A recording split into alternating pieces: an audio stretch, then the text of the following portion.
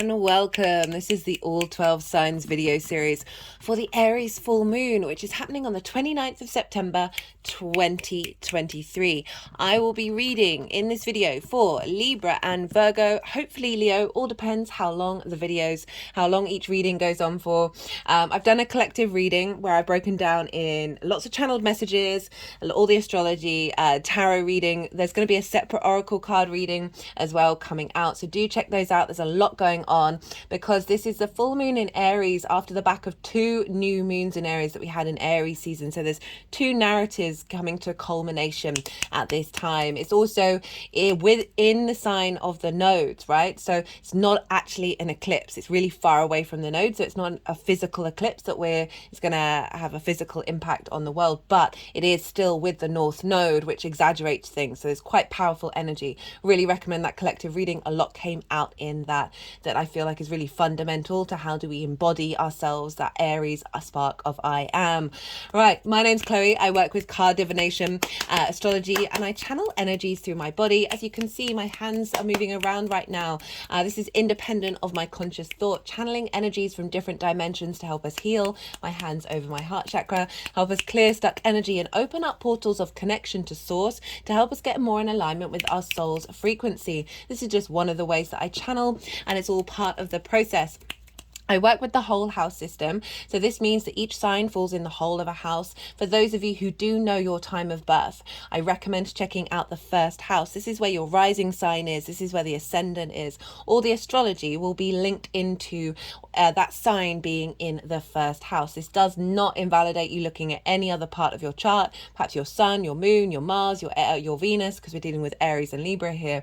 Just look to wherever that sign is that you're checking into in your natal chart. Look to the house that it's in, the themes of that house, and apply those themes and everything else that's going on in that sign for you to the messages that come through. It's as if that sign has now moved to the first house, but with all the connotations of your natal chart. Take what resonates and leave what doesn't. Thank you so much for being here. I really appreciate your time and your energy, and I'm going to kickstart with Libra. Libra rising. How you doing, Libra? For those of you tapping into the Libra energy and it doesn't fall into your first house, look to the house that it does fall in your natal chart.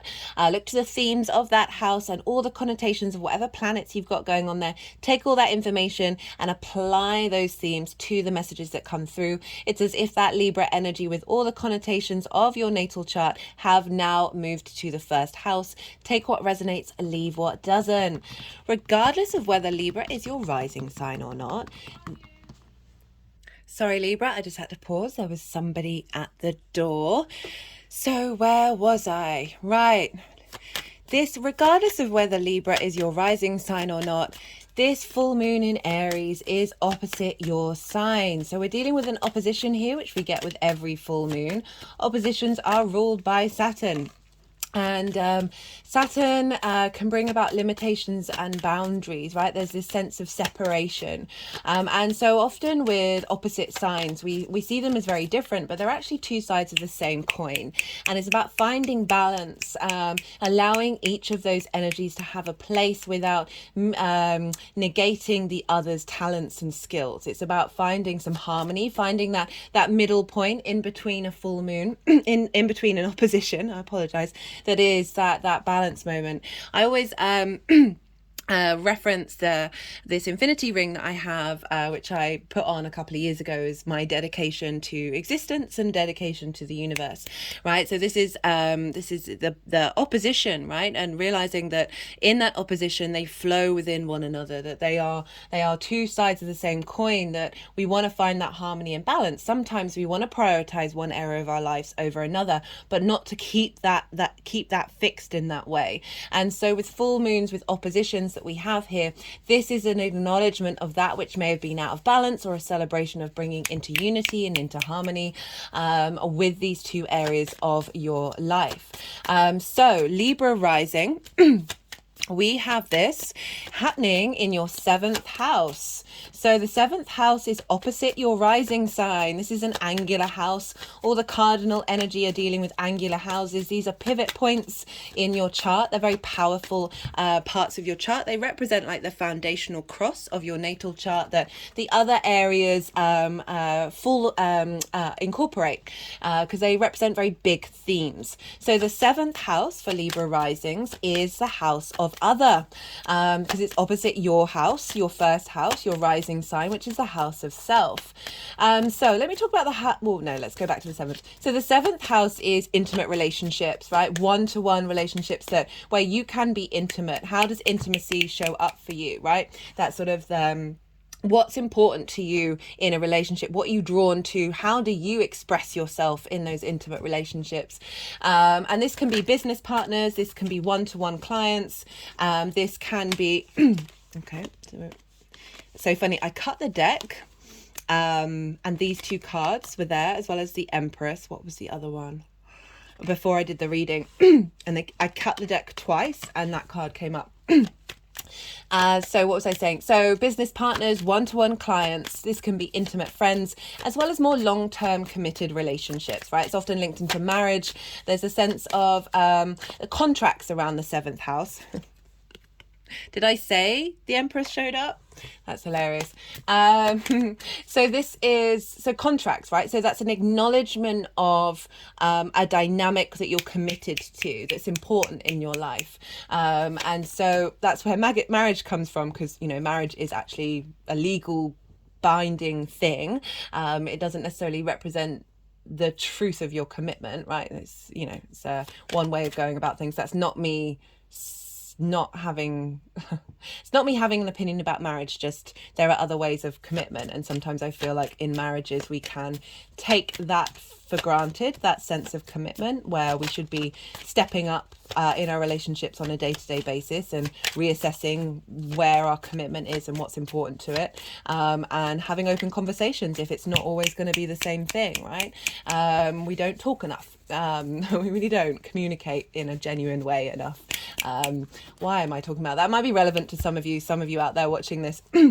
Right, so full moon in Aries in your 7th house, however that shows up for you. For me, the 7th house is also that intimate relationship with spirit. How does that show up? And then so this full moon is off the bat of 2 new moons that we had in Aries. I talked about that in the introduction, that there is there's a lot going on here that is sorry, the energy is just distracting me a little bit. There's been 2 new moons in Aries, and one of them was a hybrid eclipse. That was when the nodes were still in Taurus and Scorpio.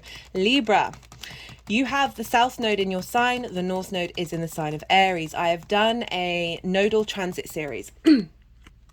I've done a nodal transit series for Aries and Libra. It's in its own playlist, so if you want to go check that out, that's for the next 18 months, including all the I haven't pulled cards for the eclipses because obviously I do lunation videos, but the general themes in each introduction, I do Libra, Aries, North Node, South Node, all of those things. Chiron as well is very important with this North Node. That also in that playlist, I put the 2 collective readings for the 2 Aries new moons, as well as the Libra full moon in there as well, just to, I felt like a lot of information came through there to help us navigate this nodal series. Regardless of that, this full moon, what was I going to say? Yeah, so this is sorry, what happened, the person at the door, it just it's discombobulated me a little bit. I will regroup, don't worry.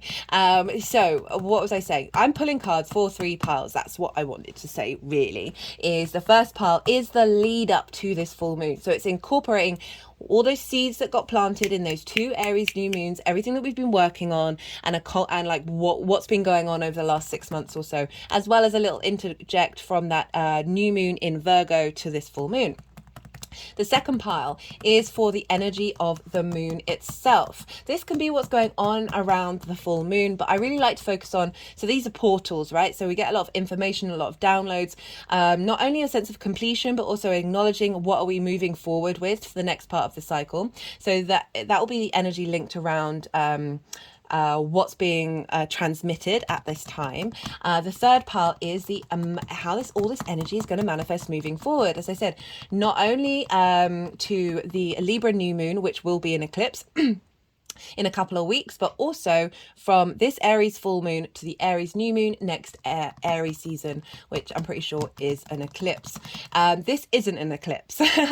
This is far away from the nodes. This is really far away that it's not an actual eclipse, but the moon is still in the sign with the North Node, and the North Node exaggerates things. So this is a very pivotal moon, and there's a lot going on in terms of the messages that were coming through. Especially linked around fear and scarcity and lack, which can block our spark of spirit from being able to transform itself and be free to live in a space of abundance and creativity, right? So fear and all the connotations that come around fear is to do with a lack mentality. And the main message that came through with that is that fear is a delusion, is an illusion, is a trick, it's a lie, but it's also a wonderful tool. So it's not about like throwing shade on fear. Like, fear is a tool to help us see where the delusions are, right? So when these things show up, this is about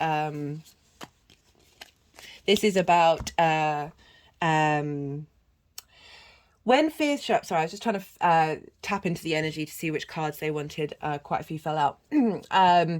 When fear shows up, it's pointing at the thing that you need to go, that's a lie. That's a distortion away from love, right? And the more that we do that, the more that we recognize that, we can take a step away from that very intense, debilitating feeling that fear can bring to a lot of us. There's a real strength in that fear because it is highlighting the illusion that we are, the very strong matrix, the fear matrix that we're currently in. So a very, very powerful message came through. I really recommend that collective reading because there was a lot there. Right, so this is in your 7th house, a culmination of your growth and understanding around what do you want from these relationships? How do they look like? Right? What feels good? How do you want to be in relationships? Right? This doesn't have to be romantic. As I said, your very dear and near and dear friends, one-to-one clients, business partners, as well as the fundamental root of your relationship with spirit. Right? I feel like when we're in alignment with spirit, the rest of our life comes into an alignment, and that can be really difficult. There can be a lot of trust issues around connecting to source. Right? It can be very difficult. As I said, that fear matrix is very powerful. If we give it the credit, if we give it this distorted understanding of what it is, which all it is just trying to show us that's not love, right? Why is this uncomfortable? Well, because you're stepping away from the fact that you are truly abundant, truly creative, and truly full of joy. And so this is, full moons can bring up 3 main themes, I find. And you may get 1, you may get 2, you may get 3, you may get none at all, right? But I do like to talk about them because they can help give some perspective. So full moons can trigger you. Why is this? Well, the full light of the sun, our vision, our clarity, our conscious mind, our animation, our purpose is over the whole of the moon, our unconscious space, our intuition, where are our needs being met or not being met? How do we nourish ourselves? How do we nourish others? So for those of you who are figuring out your needs in terms of these dynamics, or how are you nourished by these relationships, something can come up, right? So often police stations, hospitals, schools, whatever, they get really rowdy around a full moon because our unconscious space is loud and proud. We're operating on a more conscious space, conscious modality with our unconscious mind in the driver's seat. So this can highlight where we're being out of balance, where are our needs not being met, and you may get triggered. You may be in a relationship that gets triggered. A friend may trigger you who's really near to you, or you may trigger them, or your surroundings may get triggered, whatever it is. That it may be uncomfortable, but please, please, please take it as a lesson, because this is a wonderful gift from the sun and the moon saying, hey, there's this bit in this unconscious space that they may take 6 months, a year, 2 years, 5 years to get to. Here we're going to highlight it. So whatever trigger comes up, it is a mirror, it's a teaching lesson. It's going, hey, I've been hidden within you for a really long time, and I've been impacting the way that you behave and what you do and how you feel. and this gets revealed, and you can sit with it, and then you can learn, okay, this is what I'm going to do and work with over the next 6 months to integrate that part of the trigger, right? The trauma response, the limiting belief, like maybe you feel like you're not good enough, or you're never going to find love, or you're not getting the clients that you want. All of these sorts of things can come into play. As well as a situation that comes up that you've done the work on, but often we do it very intellectually, very mentally. We don't incorporate a full holistic integration. I love how this is more common. This is more wide practice, but it takes a lot of effort to do these things, right? It takes a lot of effort to do the inner work and connection to source and connection to your pure love energy, right? That takes, it's wonderful, but to get to that point where it's in flow, it does take a little bit of elbow grease. That the universe will come along when it knows that whatever trigger's going to happen isn't going to reinforce the trauma or the limiting belief. Instead, it's just going to go, you're going to go, I'm not responding in the same way that I used to. And this helps you feel safe. Most importantly, helps your body feel safe. So you're walking into a situation that emotionally, mentally, physically, spiritually may have previously upset you. And now you've been provided an opportunity to walk into that situation, and it's not touching the sides. It's not bothering you, but it does help you realize the journey that you've been on and the difference that you've made in the cycles, right? So often we forget our journey. The third thing is a celebration, is a completion, a reward of all the work that you've been doing. I also see full moons. This is when we're getting downloads. This is when we're getting big energetic portals come in that is helping facilitate our growth for the next part of the cycle. So this can be a completion of a particular part of your relationship that you've been leveling up, wherever that shows, whether that's by yourself or with other people, an acknowledgement of your value and your worth and how you want to be able to be you in these relationships.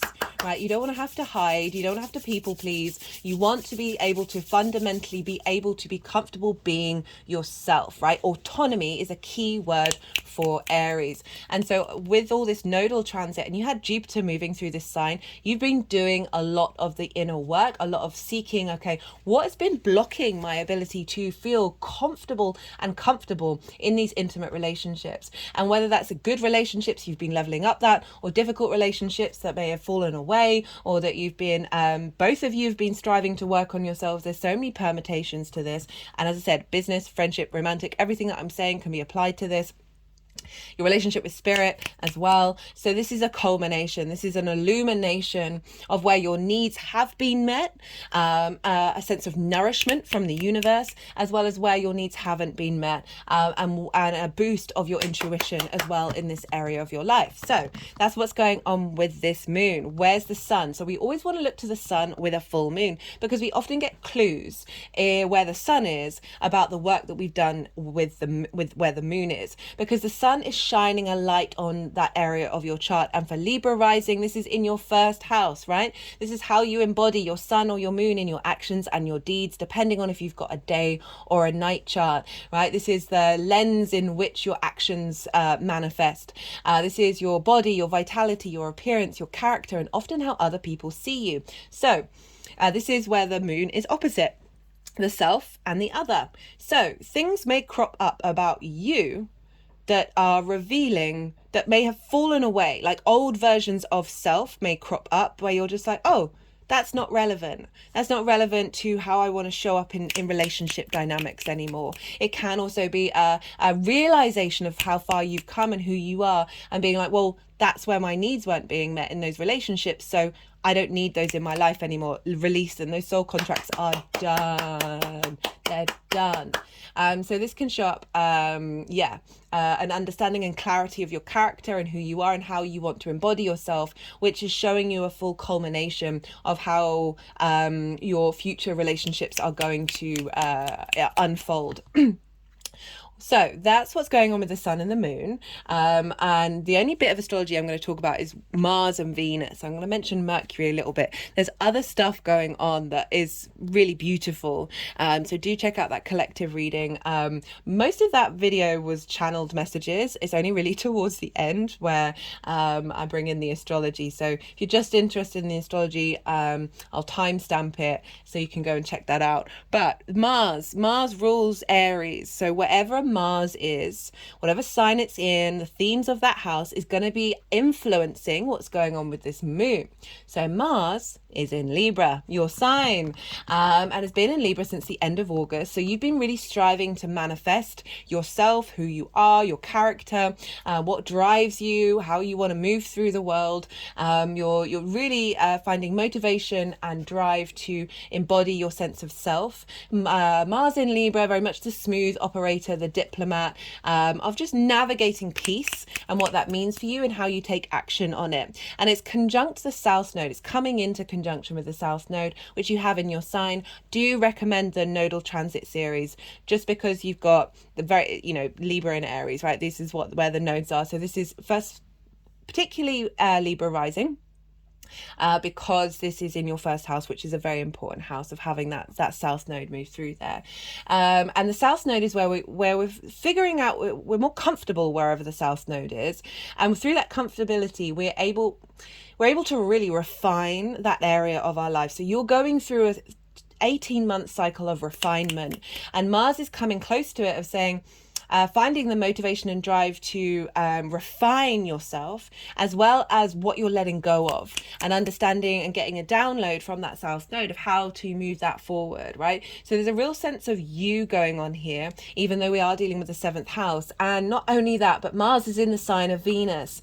So Mars is being governed by Venus, and so Venus is governing the moon in a way, right? So Venus is taking a very prominent energy for this lunation, in the same way that Mercury was for the Pisces full moon. Even though it was a full moon in Pisces, the whole chart was being governed by Mercury, so Mercury was having a lot of dominance. Venus is in mutual reception with the Sun, because the Sun is also in Libra. So you've got Venus and the Sun, they're in cahoots with one another about this moon. So Venus is currently in your 11th house, the house of good spirits, of friends, groups and alliances, but your hopes and your dreams, right?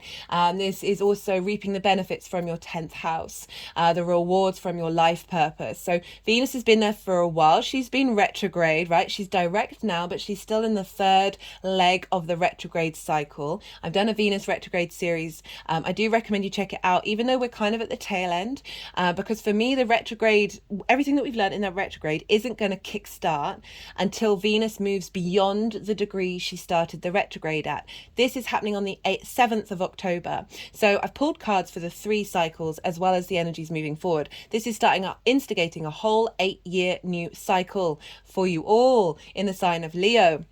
So you just may have been more in flow, more in ease around your hopes and your dreams. You're figuring those out. You're reevaluating them, reevaluating how you are in groups and alliances, as well as potentially some rewards from the 10th house as well. So we've got this dominance of Venus cracking open your heart, right? And she is walking hand in hand with the asteroid Juno, right? This has happened since she started going direct, and I love this. Juno represents commitment, your ride or die.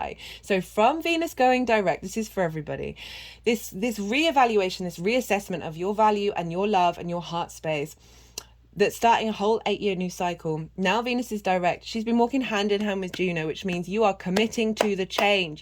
Even if difficult things come up that help you question it, help you be like, oh, do I really care about this? Juno's going to make sure you're committing to the things that are really important and letting go of the things that aren't, right? It's not about the small stuff. It is about the big stuff. Admittedly, a lot of the small stuff comes from fundamentals, but you figure it out.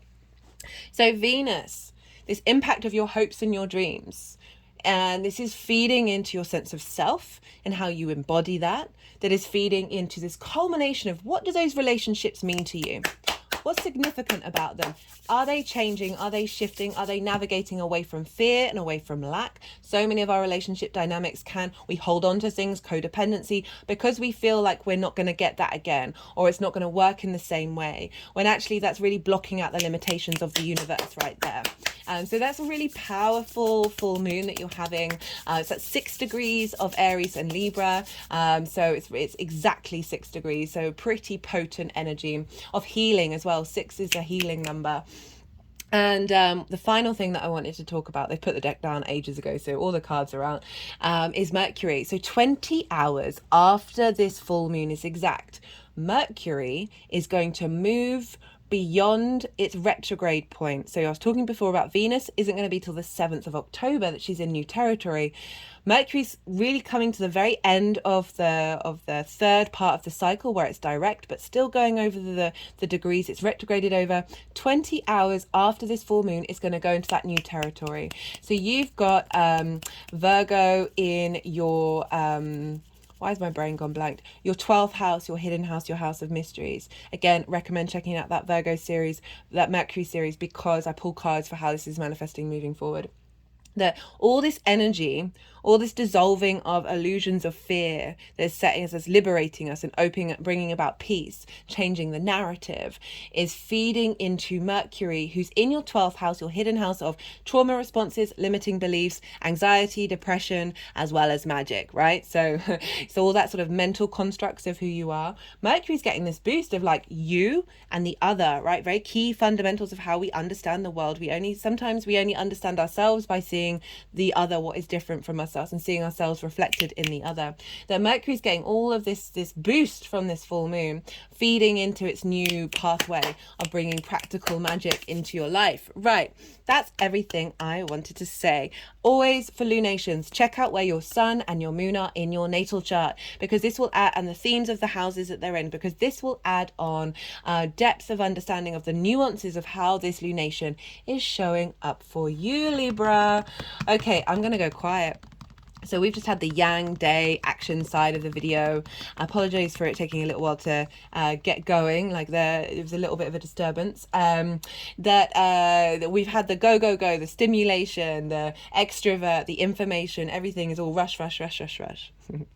We need our action and we need our rest. So now we're moving into the yin night rest side of the reading. I'm going to go quiet. The energies are going to do some energetic work. They're going to move the cards into the 3 piles. And then I'll come back round and I'll bring in the tarot. I call you to soften your mind. Don't try and overanalyze all the information that's just come through, and just see what intuitive hits come up for you during this quiet moment. Or we need our rest. We need our sleep. Okay, so I'm going to go quiet now and I'll see you on the other side.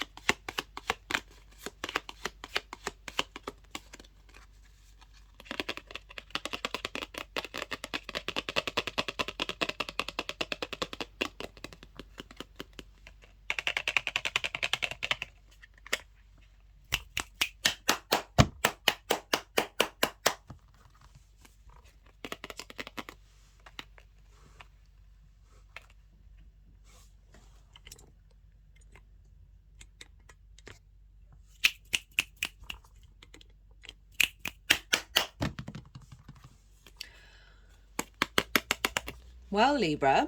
Okay, so really enjoying what's showing up in the cards.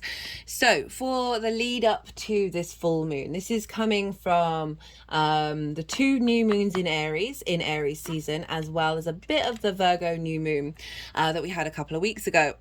So we've got the Tower card, got the 8 of Cups, and the Page of Wands. I'm not surprised about these cards, especially for a lot of the readings that I've been doing for you, Libra, lately, that and with the nodes being in your sign, that there's a real sense of a shift happening, a change that is fated, right? It's the big deal. Very interestingly, we've got an eclipse here as well. And remember that second Aries new moon was a hybrid eclipse. So we've got the Tower card. This is Mars's card. Mars rules Aries. And this is often deemed quite a scary card.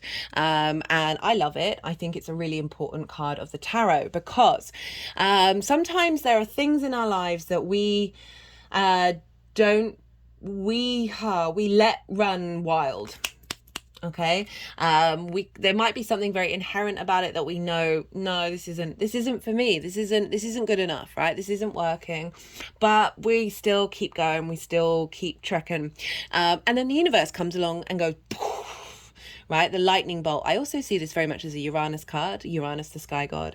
A lightning bolt, divinity, divine intervention comes in and breaks away this authority that's had over you, this structure that isn't allowing you to be free. But you notice here, all the trouble is happening right at the top of the tower. The foundational space, and basically most of the tower, is fine.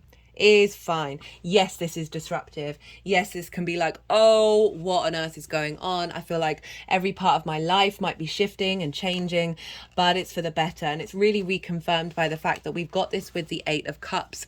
So the 8 of Cups is about this is about habits and situations. I do apologize. This is a new deck. I'm beginning. Oh, that reminds me. Oh, I'm so glad this happened. So I always have a new deck with the solstices and equinoxes, and it's the Libra equinox a week before this. So Libra, we're moving sort of into your phase of time right now. And so there's a light bulb over there. If you see there. Right, can we get it? Oh, what? Now it's not showing it. There it is. Let's put the divine light over that figure. You've gone on a journey, Libra. You've gone on a journey. So this card represents leaving something that is comfortable in order to go climb a mountain and get a higher perspective. Right, so this can be a relationship dynamic. However, that shows that you're just like, yeah, this ticks these boxes, but you know fundamentally it's not working. What I like to focus on is sort of more the root of that. So it's not necessarily the relationship itself, but what is that relationship telling you? This can be any situation in any area of your life. These are all upright, representing the sense of fulfillment and comfort, right? I focus on the comfort. So our habits, our trauma responses, our limiting beliefs, all are very imprinted from a very early age. You see them in the birth chart, right? So I always say that's like our first trauma and our first blessing that then get recreated in the world. That these things are so embedded in our conscious space that they actually feel comfortable. Our love language, that is like codependency, narcissism, all of this stuff, all of that intense, nuanced versions of relationships that show up. That can be friendship, business partner, everything. It's not just about romance. This can ripple out in everything. It's also how you treat yourself. That these things, even if they are destructive and not nourishing, feel comfortable because that is what you're used to, and we're creatures of habit. And this isn't it you going, hey, no, just this isn't, I'm off, bye. And that you're doing that, you don't have to literally go off on a journey. Some of you may have done, but this is about acknowledging that you are moving from one emotional landscape to another.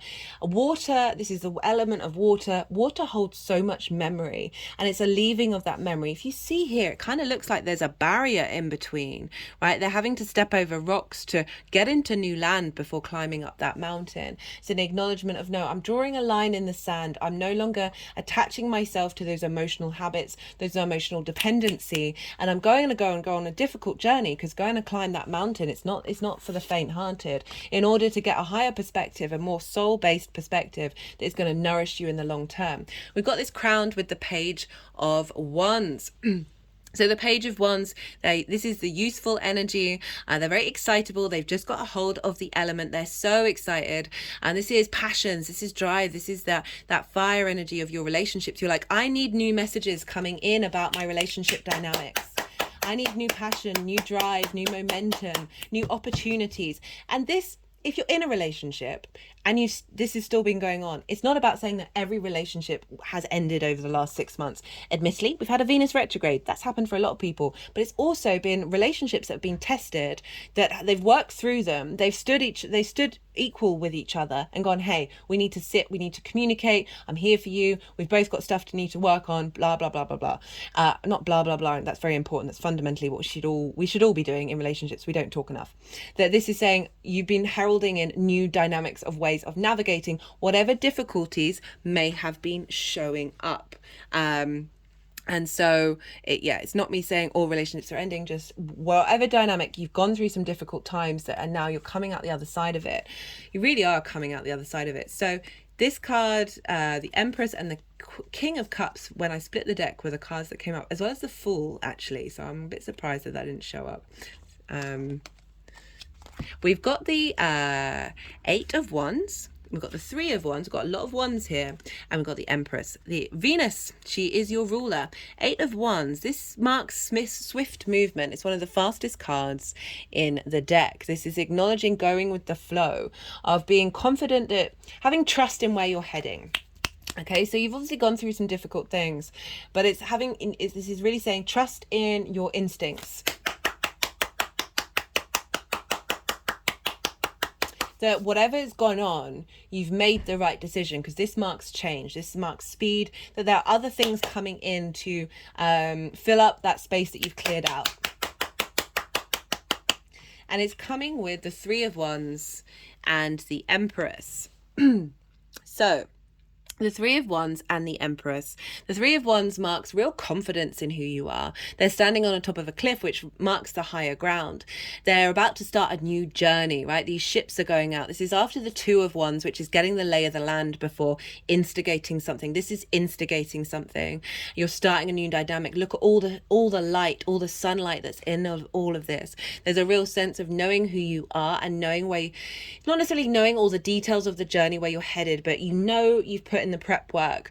Whatever happens, and it's not coming from a space of lack. It's not coming from a space of scarcity. There's a real confidence here, and that's backed up with the Empress. This is Venus in all her glory. This is abundance. This is fertility. Venus wants you to feel good in the 3D world, right? Whatever difficulties with relationship dynamics, as I said, business, friendship, romantic, spirit, all of those things together. There is a shift of dynamic happening here, where you are feeling more confident and comfortable in yourself, that you're able to enjoy life rather than being, say, blocked by difficulties or blocked by distorted energies, right? This is definitely a movement away from fear, a movement away from lack, and really acknowledging that new fertile ground has been laid. And there's a real sense of completion of where you've been, and an acknowledgement of the wonder that you've brought into your own life, and the sort of that appreciation of the 3D. There's a sense of more harmony and connection and value in your one-to-one relationship showing up. Okay, moving forward, we got two kings with the 10 of Pentacles. This is I nearly said BDE. Those of you who know. Right, in the best possible way. Kings can only take sovereign action from the nourishment, the contemplation, the context drawing, the depth of information, the strategy, the receptivity, the nourishment, the nurturing that the queens do. Only because of that, the kings are able to make very solid decisions moving forward that are creating a sense of facilitating the kingdom, right? So we've got the King of Pentacles and the King of Cups. And the King of Pentacles is pure abundance. It knows what it's doing in the 3D world. It is very confident and comfortable creating in this world, right? Creating a sense of, I'm saying authority, but that's not diminishing other people's agency. It's like knowing your worth.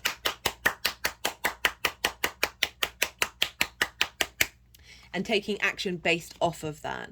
We've also got the King of Cups, which I really like with everything that's been going on in terms of that seventh house that I've talked about, because the King of Cups is emotional control. You see in the background we've got a sea monster as well as a ship. All right, that sea monster potentially is coming along. That ship's probably going, oh dear, we better get out of here. And see all the waves. It's very rocky, and yet the king is still sitting on its what looks like a stone throne on the top of an ocean. Right, it's not bothered. Not bothered. Very confident in its ability to harness its emotional strength, right? So this is kind of representing the waves of emotions like anxiety, frustration, disaster. All these things will pass, right? Everything flows through the king. It's not getting swept away. It's not getting knocked off its perch about its inability to act from a very grounded, responsible adult way with its emotional experience. Deeply intuitive, deeply imaginative, deeply creative. And again, so emotional stability and grounded value of worth coming through, and you taking action from this new space that is bringing about legacy. Right, 10 of Pentacles is legacy. This is long-term commitment. This is the actions that you're taking are bringing about a sense of grounded stability. We've got the town here. We've got the nuclear family, but also with the elder and their sort of esoteric symbols. This is about bringing the magic and the mundane together. This is about harmonizing of different aspects of reality, and through harmonizing it, you're creating something long-lasting in the world. Right. There's a real confidence here. You are focused on the end goal, this commitment, this long-lasting thing. And that doesn't necessarily mean going into a committed relationship, but you being consistent to your longevity. You are the most consistent thing in your life, right? Being consistent to your values, your needs, what you need in this 3D world that is going to give you emotional fulfillment so you can create in this world from a space of love, right? So the Empress is seeding all of this energy. Love it. Right, Libra, I'm going to pull some clarifiers. Let's see what wants to come through from the numerology deck for you. All the decks are in the description box if any of them take your fancy. Don't know what that was about. Let's see what's coming through for Libra for this Aries full moon.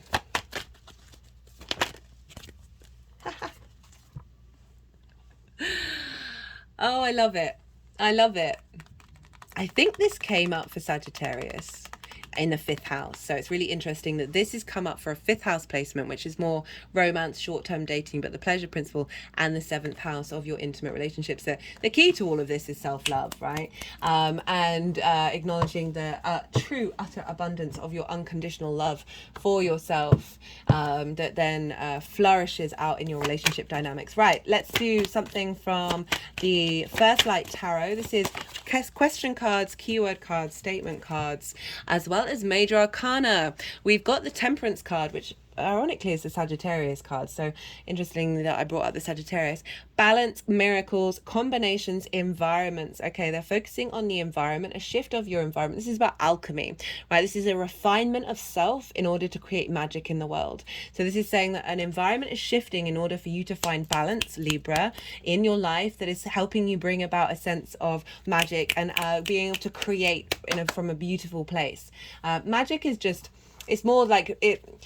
So in the traditional Rider-Waite, the Temperance card has got 2 cups. It's an angel, and the water is flowing from the lower cup to the upper cup, which is representing going against the laws of gravity. It doesn't just have to be magic. It can just be about doing something that is different from what you usually do. So breaking out of trauma responses and limiting beliefs and really flourishing, really flourishing. Okay, Libra, I'm going to leave it at that. If this reading resonated, don't forget to hit that like button. All interaction on the channel is greatly appreciated. So any interaction helps the algorithm push it out there, and I really do appreciate it. Okay, so be good to yourself, Libra, be good to those around you, and most importantly, be well until we meet again. Virgo rising. How you doing, Virgo? For those of you tapping into the Virgo energy and it's not in your first house, look to the house that it does fall in, the themes of that house, and apply those themes to the messages that come through, as well as whatever else is going on in your Virgo area of your chart. It's as if that Virgo energy, with all the connotations of your natal chart, have now moved to the first house. Take what resonates and leave what doesn't. Regardless of whether Virgo is your rising sign or not, Virgo energy and Aries energy are in conjunct one another. So there are three main themes that signs can have in common with one another. We've got the yin yang energy, the day night energy. This is like the baseline nature. And then you've got the element and then the modality, like how does that element through that nature express itself. So Virgo, you are mutable earth and you are yin, night in nature. Aries is cardinal fire and yang, day in nature. So you are dealing with 6 different energies trying to figure each other out. So in conjunct energy can be just trying to figure out if they want the dropped cards or not. No, they put them down. That these 6 energies are just trying to figure each other out, and so this is why this can be a bit of a difficult aspect. It's called an inconjunct, so it's out of conjunction, so it's not in union with one another. I really love the inconjunct energy. Yes, it can be crossed wires, it can be mixed messages, it can be frustration, it can take a little bit of a more hard work to get things going, but once you do, you're then utilizing 6 different energies that work in very different ways to create magic. One of the cards that fell out was the Magician. I thought they might want that one because you are ruled by Mercury, but it's gone back in. Perhaps it'll come back out again. As well as 2 Pentacles. It was the 6 of Pentacles and I think the 7. Right.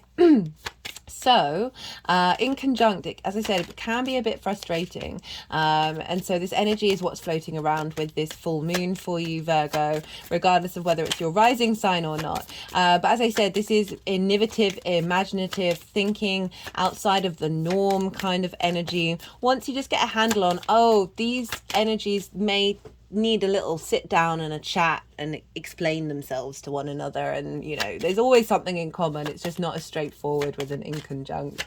For Virgo rising, this is happening in your 8th house. The 8th house is outside world resources. This is the shared resources as well. This can often be linked in sort of more bigger money, if we're looking at the money side of things, of like mortgages, loans, bonuses, lottery wins, taxes, those sorts of things. They're sort of more one-off things rather than a regular occurrence, which happens more in the 2nd house. It's also linked into the give and take between you and the outside world, right? Time, money, things, energy, intimacy. So it's often how the give and receive relate part of the dynamic of the 7th house or other areas of your chart shows up, like the lens in which you share yourself, the lens in which you receive. It's also linked into cosmic inheritance as well as 3D inheritance. So very magical house. It is the house of transformation, right? The cycles of life, death and rebirth. So that's all the 8th house themes. I'm going to be pulling cards for 3 different piles. The first pile is the lead up to this full moon. So this is not only from the new moon in Virgo that happened a couple of weeks ago, but also the 2 new moons that we had in Aries during Aries season, one of which was a hybrid eclipse, which happens once a decade. For regulars, I bang on about this every new moon because I feel like we're going through a soul integration phase. It's taking time to slowly integrate, but it's a wonderful journey that we're all on here. But there was a new moon before that, which was kind of linking more into the 3D aspect of that Aries energy, of the freedom to be yourself, the sense of where does fear play in this. Fear is the mind killer. And that comes from the books June, from the film June. I really recommend the original. It's my favourite. It's one of my favourite movies. I used to watch it a lot as a kid over Christmas time. Shows you what kind of family I grew up with. What was I saying? That this main energy that's been coming out with this full moon that really came out in that collective reading, which I recommend. It was mostly channeled messages, as well as astrology and tarot. There will be a separate oracle card reading as well for this full moon. But what came out was understanding what fear is. And I think the reason why this was coming out so, whoa, there's the magician again. Why this was coming out so loudly, or lots of cups, is because Aries can come across as quite fearless. It's incredibly independent. But I always feel like there's a root of fear within that Aries energy of not wanting to be contained, not wanting to be with others, to merge with others, to listen to other people, right? There can be a real shadow side to all the signs. And this is really asking us to really be real with what fear is and how that shows up in our life. And fear is a tool. It's a tool to help point towards delusion, illusion, lies, and this distortion matrix, fear matrix, survival lack matrix that we're in, right? So even though fear is such a powerful energy that can take hold of us, that can feel incredibly debilitating, just the messages that was just sort of saying, hey, we appreciate that. The galactic's like, hey, we appreciate that. Source is like, we get it, we kind of created it, but that, like, giving us a little say, hey, how about every time a fear comes up, go, thank you for showing me what is an illusion, right? So often all this fear comes from lack, and fear comes from the lack of love, right?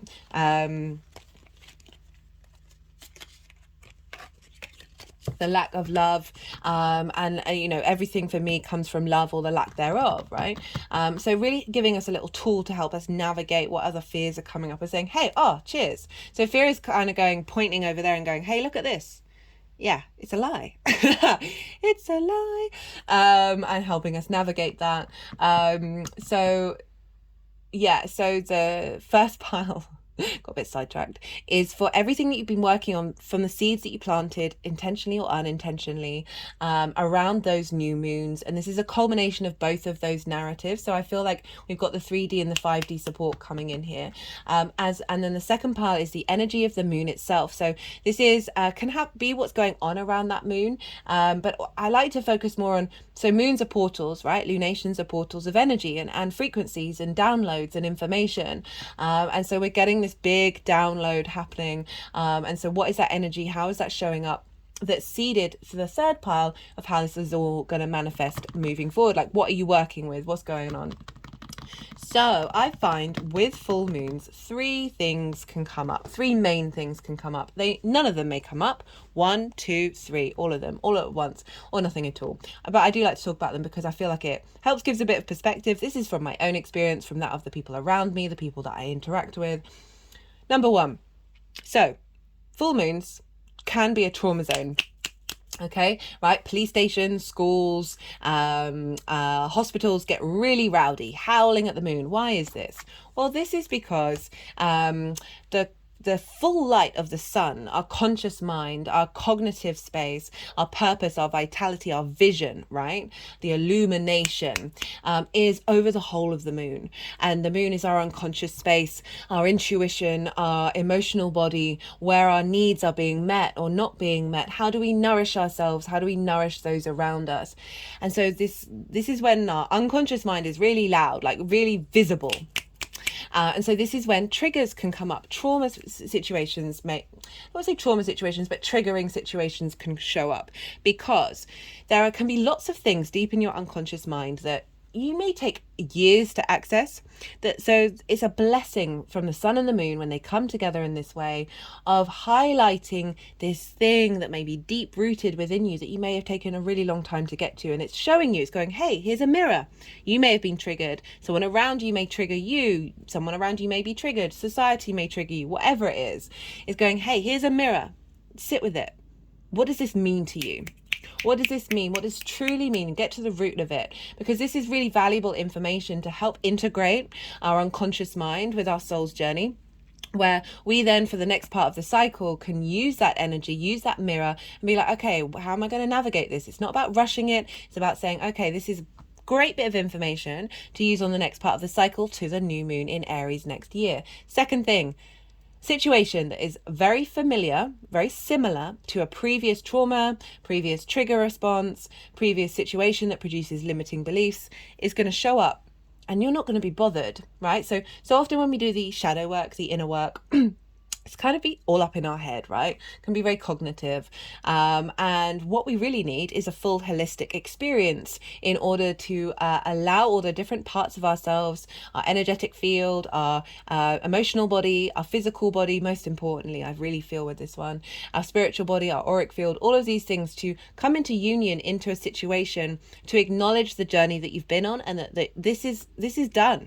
Right, this contract is over, right? You've worked through it, you've done it. And this is allowing your body to go into this situation and go, oh, I'm safe. Oh, and it's this full rounded holistic realization of, oh, that's no longer me anymore. That's no longer attached to me anymore. I can still bear witness to it. These things may still happen, but it's got absolutely nothing to do with my frequency. Thank you very much. This happened for me over the Pisces full moon. And what happened was, I'm not going to say the details, but something happened where it was like, what the actual, what is going on here? But it mimicked a previous situation that was quite traumatic.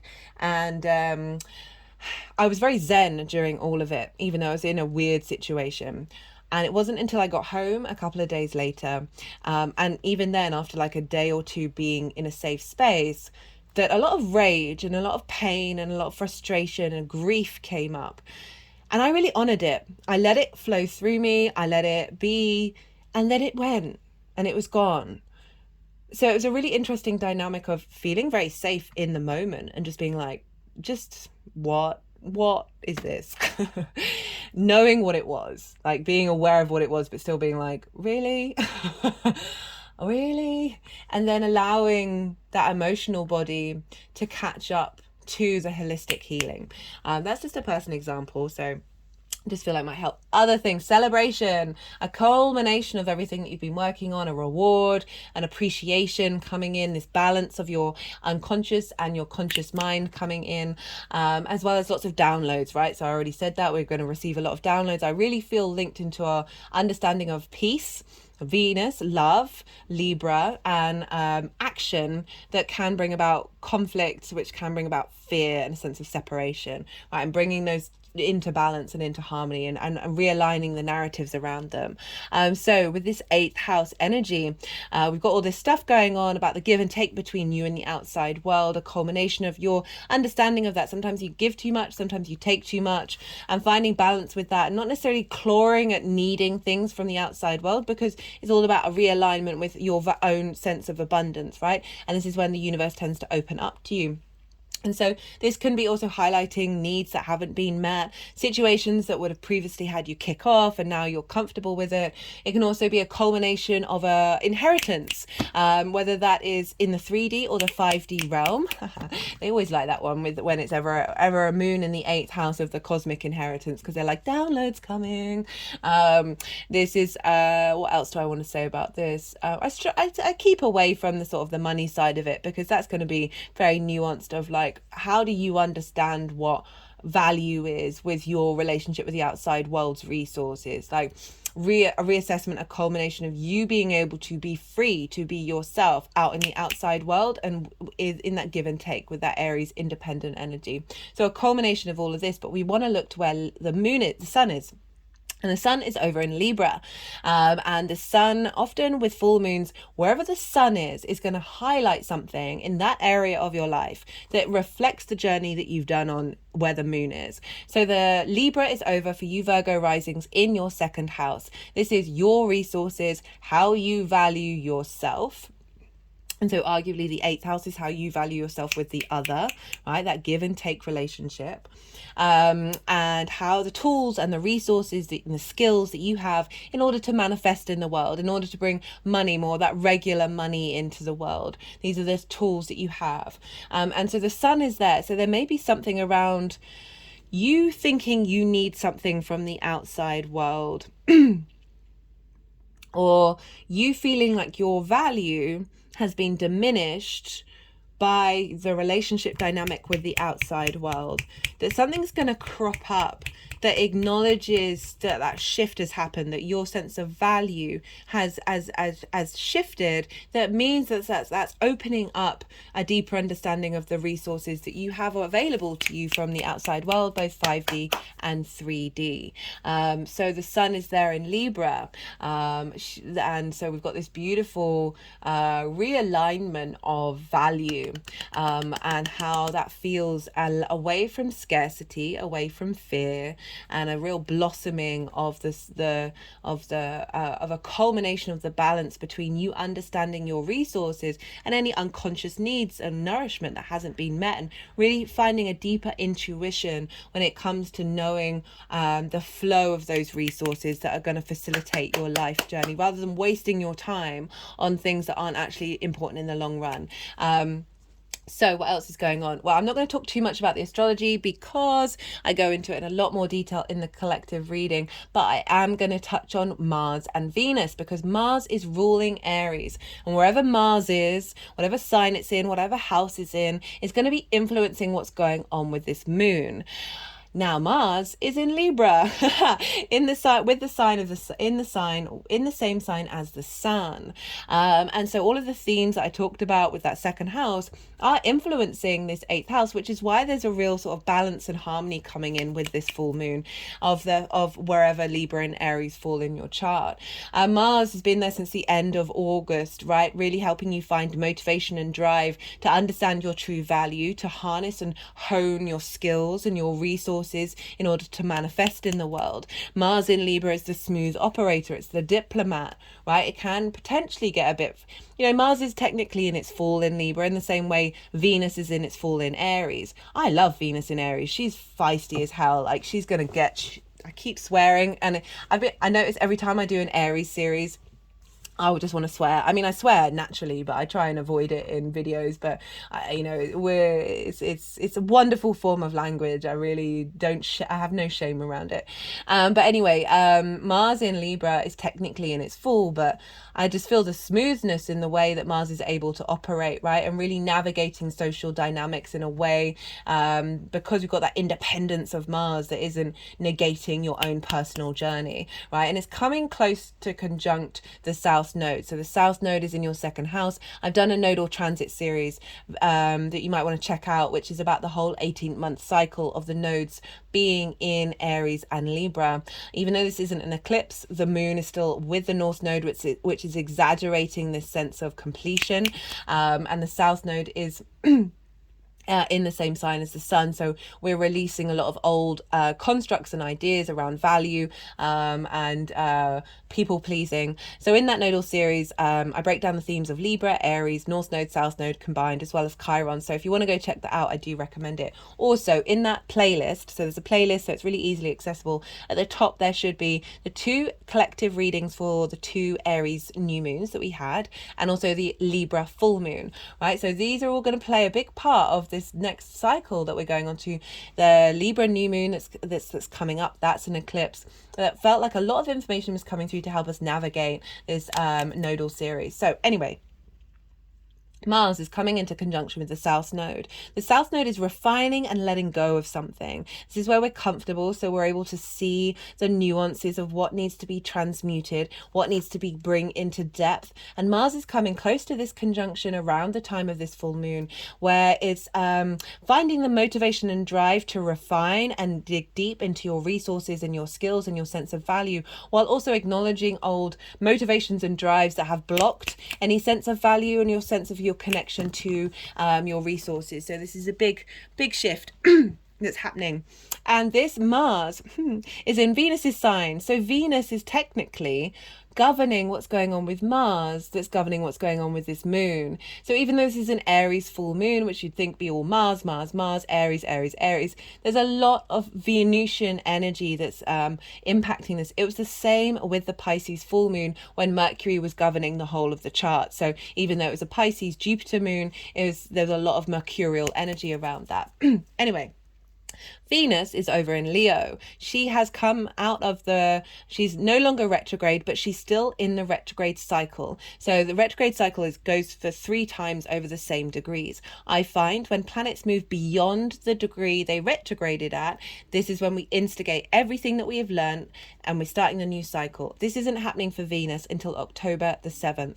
I've also done a Venus transit series. Really recommend it. She's still in the third leg.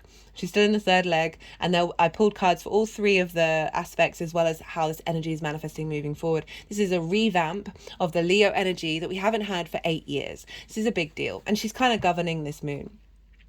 And she is walking hand in hand with Juno at the moment. And this has been happening since she's been direct. Juno is an asteroid representing commitment, your ride or die, those fundamental things that you're like, this is important to me. I don't think this is ever going to change. It's not about being resistant to change, but sort of really acknowledging those fundamentals. And she's walking hand in hand with Venus of saying, hey, you've just gone through this transformation. You're reclaiming your power. I'm making sure you don't forget everything that you learned in that retrograde. I'm making sure that you commit to this new cycle. And that's happening in your 12th house, Virgo. 12th house is the hidden house, the house of mysteries. Can be anxiety, depression, loss, grief, isolation. It's also magic, right? It's those constructs of who we are. And so often that is based off limiting beliefs and trauma responses. But underneath all of that, which is why it's a very difficult house, but underneath all of that is the magic, very magical house. 12th and 8th have a lot of magic in them.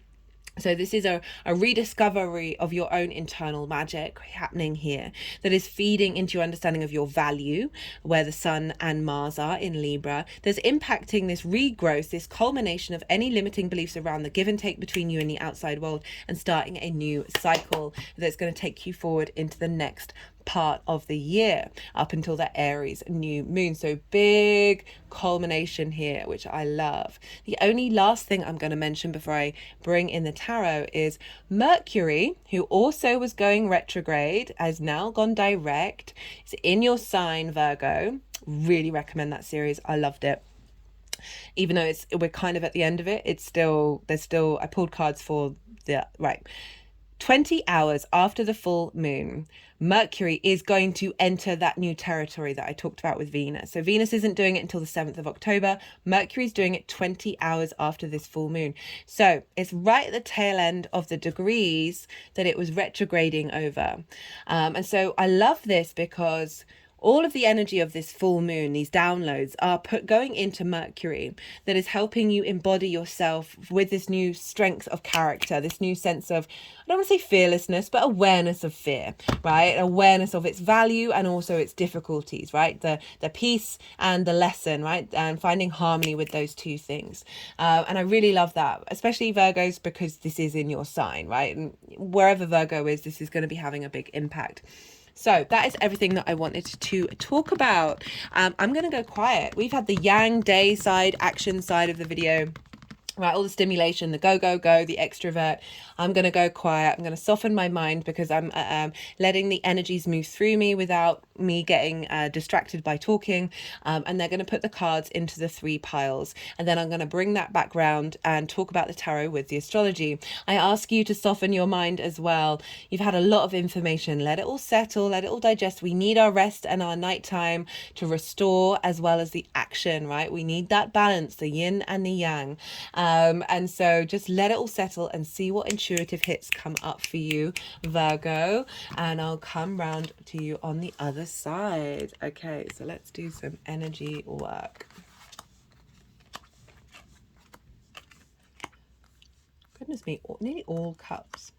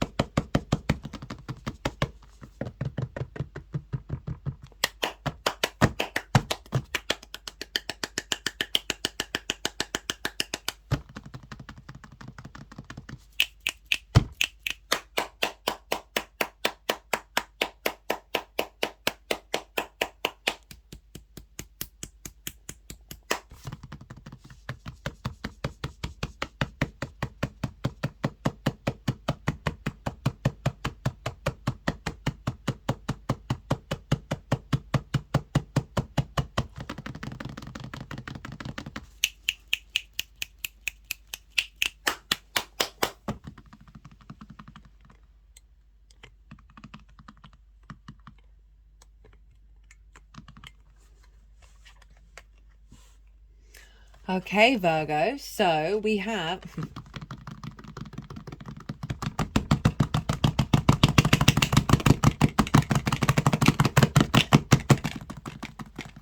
you're like, why did you stop us? Ay, ay, ay. Okay, so for the energy leading up to this full moon, as I said, like it's not only from that Virgo new moon, but I do apologize. I've got this is new deck because of this. The autumn equinox is happening a week before the full moon, and so I always like to have new decks for the equinoxes and the solstices. And I'm just getting used to the fact that it's holographic, and I've got a light there, which I have been trying to like do magic with of shining. Where is it? Where is there? Oh no, there's the ring light. Oh, now it's completely disappeared. Right, so there's usually a big ball of light coming. Okay, it's just ignoring me now. Cool. What was I saying? This is the lead up to this full moon. So this is what you've been working on, not only from that Virgo new moon, but more from the 2 new moons in Aries that we had at the beginning of Aries season. So we've got the 5 of Cups. This is grief. This is melancholy. This is, again, focusing on lack, right? So a lot of cards have been coming up that's sort of really highlighting a lot of us have lack within us. It's so understandable. We're in this construct, right? And this is about perhaps spending it. There it is. There's the big ball of light. Let's put this over this figure. Oh, I had an energetic release at that. Yeah, I've noticed a bit of energy work's been going on when I've been doing that. All the way around to the root. And let's put it over the 3 cups. Ooh, my toes are wiggling. So this is a focusing on that which is no longer, right? So in so many dynamics, we can be frustrated because we get fixated on expectations and assumptions that limit our understanding of the opportunities that are available to us. And we can quite understand, this is a very human experience. It's so fundamental and so wonderful, but like we can hold on to it too much, of this sense of not being in harmony, right? When this is when we see the world of thinking everything needs to be in its flow, and that's the only time when it's good, when actually the amount of times a situation has happened where I've been like, oh, that's derailed that. But through this, and this, something better comes out the other side. So this combination of cards is really highlighting the fact that it's gone this way. So it's saying that it's not that grief was completely taking you over, but certainly a dynamic of it you've been spending time processing and working through. You've gone on a journey, an emotional journey. So many cups here, in that give and take, that receive, that element of how you value yourself in relation to the outside world's resources and how they value you, and how sometimes that can, through a sense of lack or not necessarily getting the opportunities that you want, feeling the sense of grief. And so with the 8 of Cups, right, this is acknowledging that for so many of us, there are trauma responses and limiting beliefs that we learn from an early age in this 3D incarnation, as well as ancestral lineage, as well as soul contracts, past life stuff, spirit family, that we have signed up for a certain level of challenge, and that there are parts of us that feel very much to do with us that are in fact nothing to do with us at all. And this is very much, am I going to say very much? Very much. This is acknowledging, we see here we've got an eclipse. This is acknowledging that something within you has gone no more, right? I'm leaving this comfortable situation. And by comfortable, it's those trauma responses and limiting beliefs. They are so ingrained within us that they, by their very nature, because they have always been with us, feel comfortable even if they aren't nourishing. And so this figure is going up the mountain, leaving this comfort, and making a difficult journey up to the mountain. And that cup energy is water, and this is where so many memories are held. And if you notice here, there's a barrier, there's a separation from this to the new journey. So it's acknowledging a new path, a new dynamic, that is reintegrating the truth of who you are, rather than all of these little contracts that we've signed, that we've been navigating and working on, that are binding us in ways that are actually an illusion. So that is acknowledging that you've been going on this journey of exploration when it comes to understanding the outside world and your reflection with it, and that the ebb and flow between your sense of value, and the outside world. For the energy of the moon itself, I think you're the only sign so far that has one card for this. This is the Ace of Cups. Renewal, having gone on a difficult journey. Look, you see here there's the peace symbol, not the peace symbol, there is the dove of peace. Let's do a bit of magic here. Whoa, oh, everything's getting a bit tingly. And into the renewal, into the ground. That's gorgeous. Okay, so I'll stop doing right, Ace of Cups, abundance. Right? I talked a lot about lack and fear and how it blocks us off from the truth of the universe, right? Which is love, which is this unconditional abundance of creativity and creation energy. With that 8th house is cosmic 5D inheritance. That this definitely feels like a replenishment of that which is always within you, that which is always there within you. And it's bringing a sense of peace. And when we operate from a sense of peace, we see the opportunities and the curiosity and the invention and the innovativeness of every moment. There isn't this sense of, one of the phrases that came up that it's been coming up for me for a while is there are no limitations, only creation. And that's a hard one to get your head around, like, especially when you're faced with those limitations, you're faced with those emotional beings. But I love how so much emotion has come up through here. So much. It's also your intuition as well. It's not just your emotions, but that deep intuition, that creativity, that inspiration, that imagination that is being cultivated, and shifting perspective with that sense of renewal from the Ace of Cups. And then would you look at this? We got the Magician, who came flying out before. And very interesting, that was with the 6 of Pentacles, and I think the 7 of Pentacles was 7 of Pentacles. You planted the seeds, and you can be a bit frustrated because things aren't manifesting. The 6 of Pentacles is about receiving things coming into balance, and then the Magician. So I do feel like that is part of your reading that's come up, that you've put in these seeds, you've been doing the work. There may have been some frustration, and things are coming back into balance of you acknowledging you have all the resources you need within you, right? The Magician is pure creator energy. It's one of the 2 cards that has the infinity symbol above its head.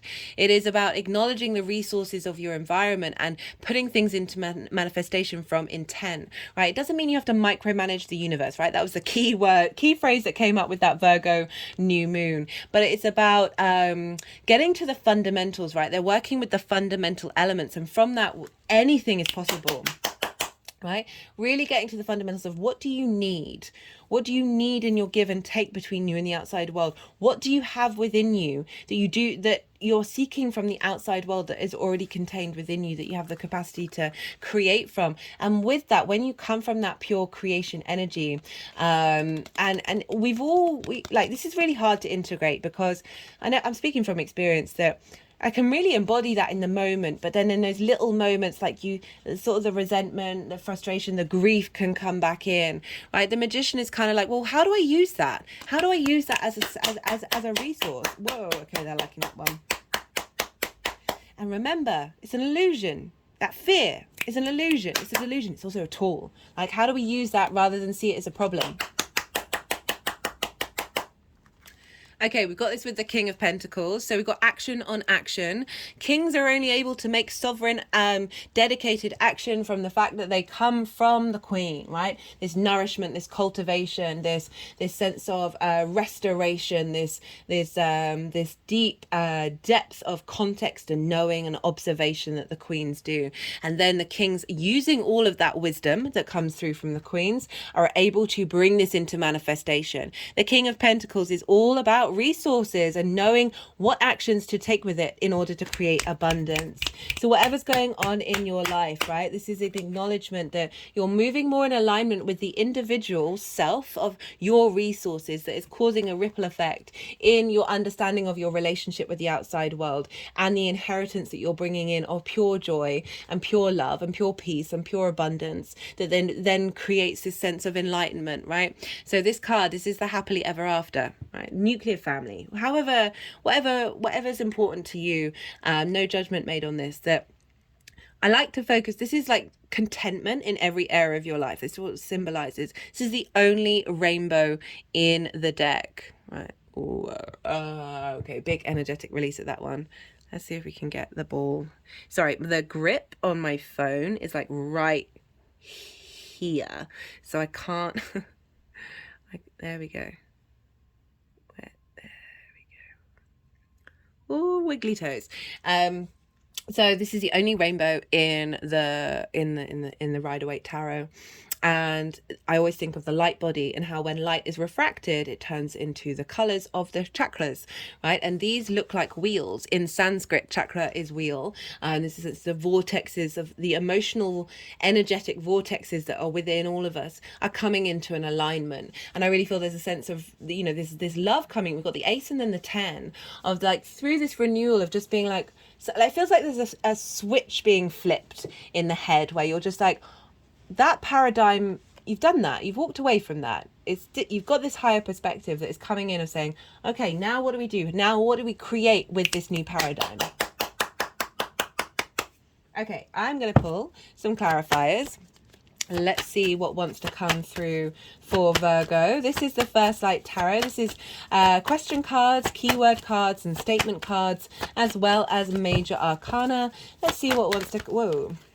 Let's see what wants to come through for Virgo and this Aries full moon.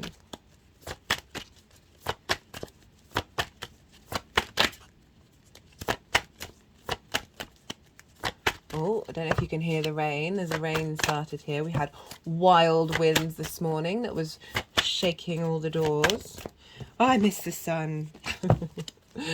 We had sun here for maybe about a week, maybe a week and a half. Yeah.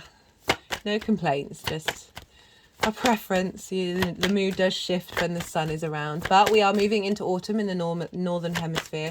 I love autumn as well, and winter and spring. I love it all, but just didn't feel like I quite got enough sun this year.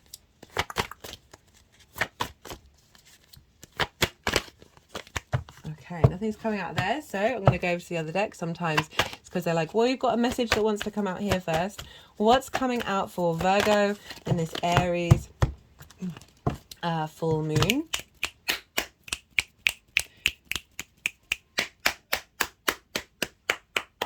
I'm sort of around my heart chakra right now, and now both the hands are over it. Energetic release. Okay, no, because you can just feel the decks are like, ha ha, we're going to be tricksters with you because they want to do some energy work. So do bear with me, Virgo, while this is happening. I will get round to the clarifiers.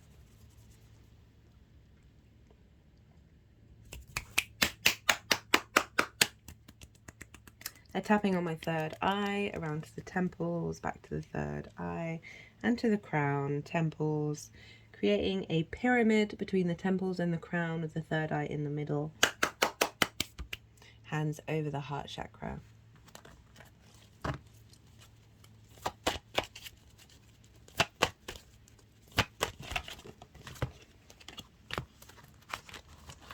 I keep trying to do the reading, but there's energy running up and down my arm going, ha, no, we're going to turn you into something that can't shuffle. Okay, let's try again.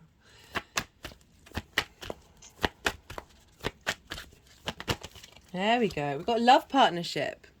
Now, if this was a particular personal reading where you were asking about love, I would say, hello, love partnership. However, I focus on you and the energy of you. I feel like this is a new love partnership with you in the outside world, and you being like that unconditional love, right? So there's an acceptance of what's happening. There's still love there, and it's just a releasing of expectations and assumptions that is just creating this more flow and this ease within you. And very interesting is this makes 8, which is the, you know, the infinity symbol in reverse.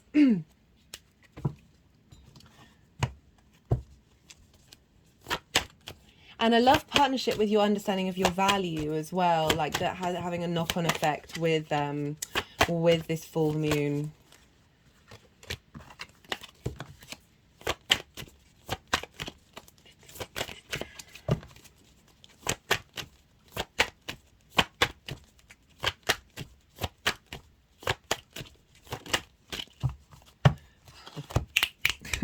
I keep trying, Virgo. And they're like, ha, nope, not happening.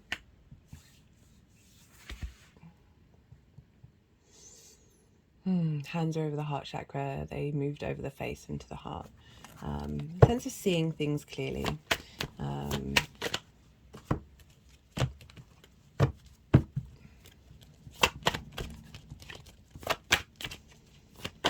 There we go. We've got the world. Renewal, rebirth, reincarnation, celebration. Okay, what do they want to do? They want to focus on the, I don't know what galaxy this is. Be interesting to know, like, whether you come from some of that star family or not. I wish they put which. I might actually write on them, go through the deck and write on them. So this is the world card. This is Know Thyself. I love that this is showing up for the 8th house, because when you know yourself, the world opens up to you. And I feel like there has been a need to reconnect to love and what that means for you, and a love for yourself. And when we truly understand that, when we're not in a sense of criticism, right? Virgo can be very hypercritical. If you haven't seen the Virgo collective reading new moon video, I do recommend it, even though the new moon's passed. Like there's lots of big themes. It's the same with any of the collective readings for the lunations, actually, because there's a lot that comes up and it's not all about the astrology. That there is a sense of peace, of finding peace with yourself, and not self-flagellating when things aren't perfect, right? And the more that we do that, the more you're in alignment with the truth of yourself. And how would you, it's like, imagine the universe sees us all as its kids and also itself. So it's this weird thing that how would you, if you had something in your life that you cared very deeply about, maybe it's your best friend or whatever, how would you treat them? Would you, if they spoke to themselves in the way that you may speak to yourself, what would you say to them about that? And that is really about finding the deepest amount of empathy and compassion for yourself, the good, the bad, and the ugly, and that will liberate you. And it does feel like you've been going on that journey anyway, and so I'm probably preaching to the choir. Right, Virgo, I'm going to leave it at that. Thank you so much for being here with me. It means a lot. If anything resonated, don't forget to hit that like button. All interaction with the channel is greatly appreciated. It's a growing channel, so it helps with the algorithm, send it out into the far reaches of the world.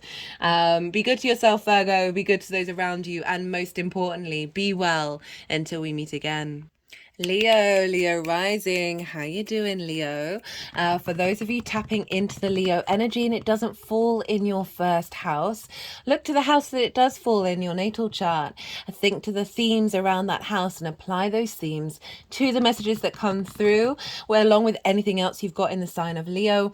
It's as if that Leo energy has now moved to the first house, but with all the connotations of your natal chart. Take what resonates and leave what doesn't. In general, regardless of whether Leo is your rising sign or not.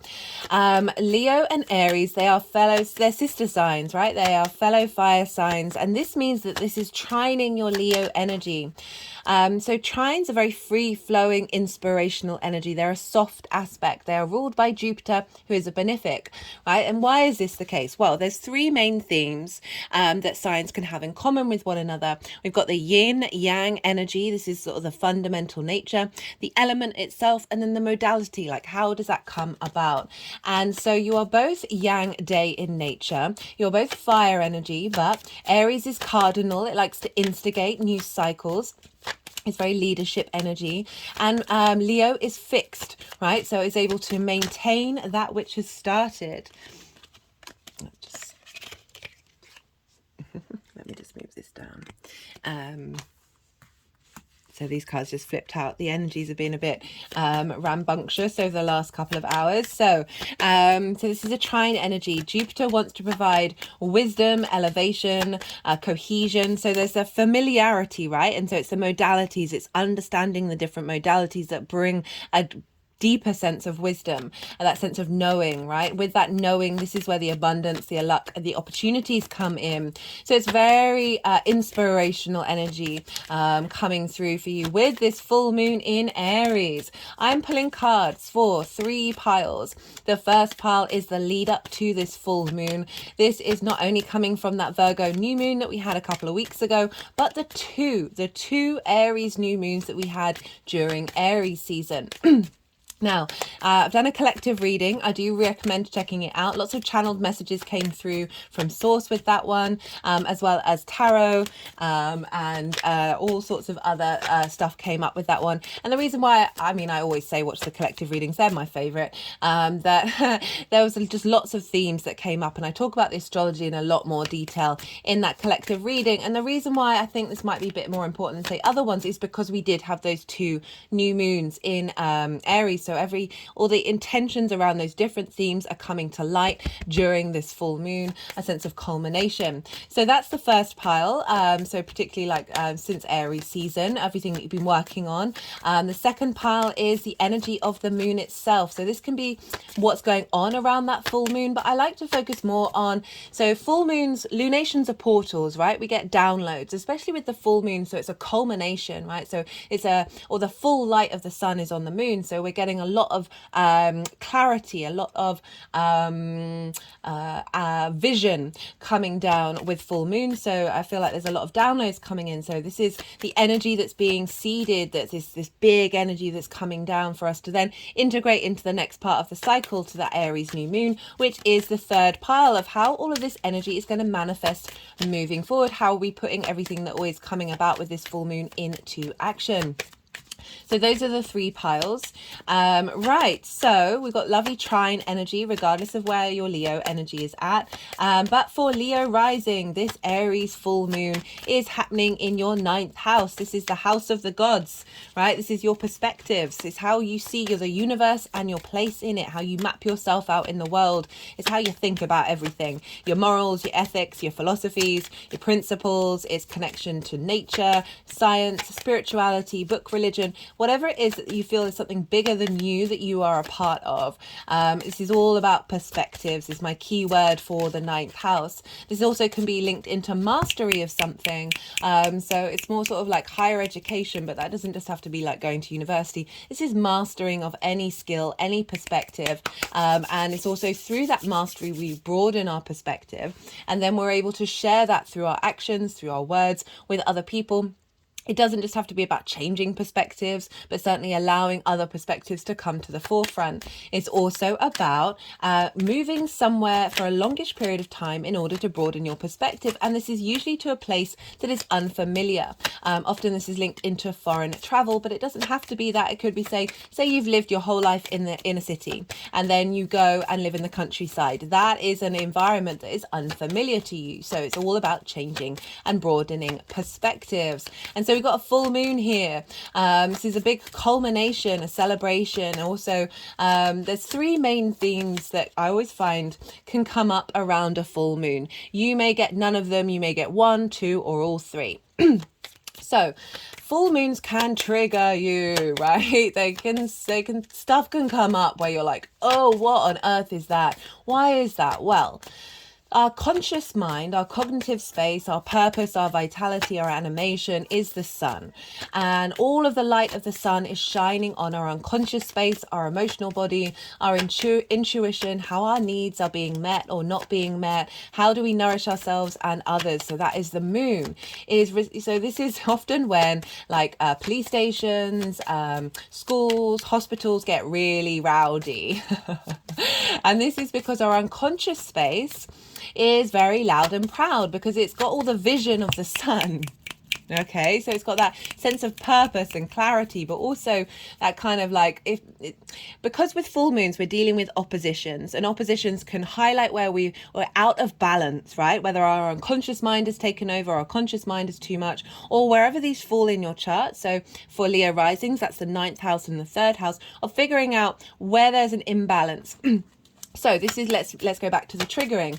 I see this as a wonderful gift from the sun and the moon. So there can be some unconscious programming, our collective programming, our trauma responses, our limiting beliefs that are really deeply ingrained in our unconscious mind, that are so at the root of us that we can't observe them in a way that we would like to.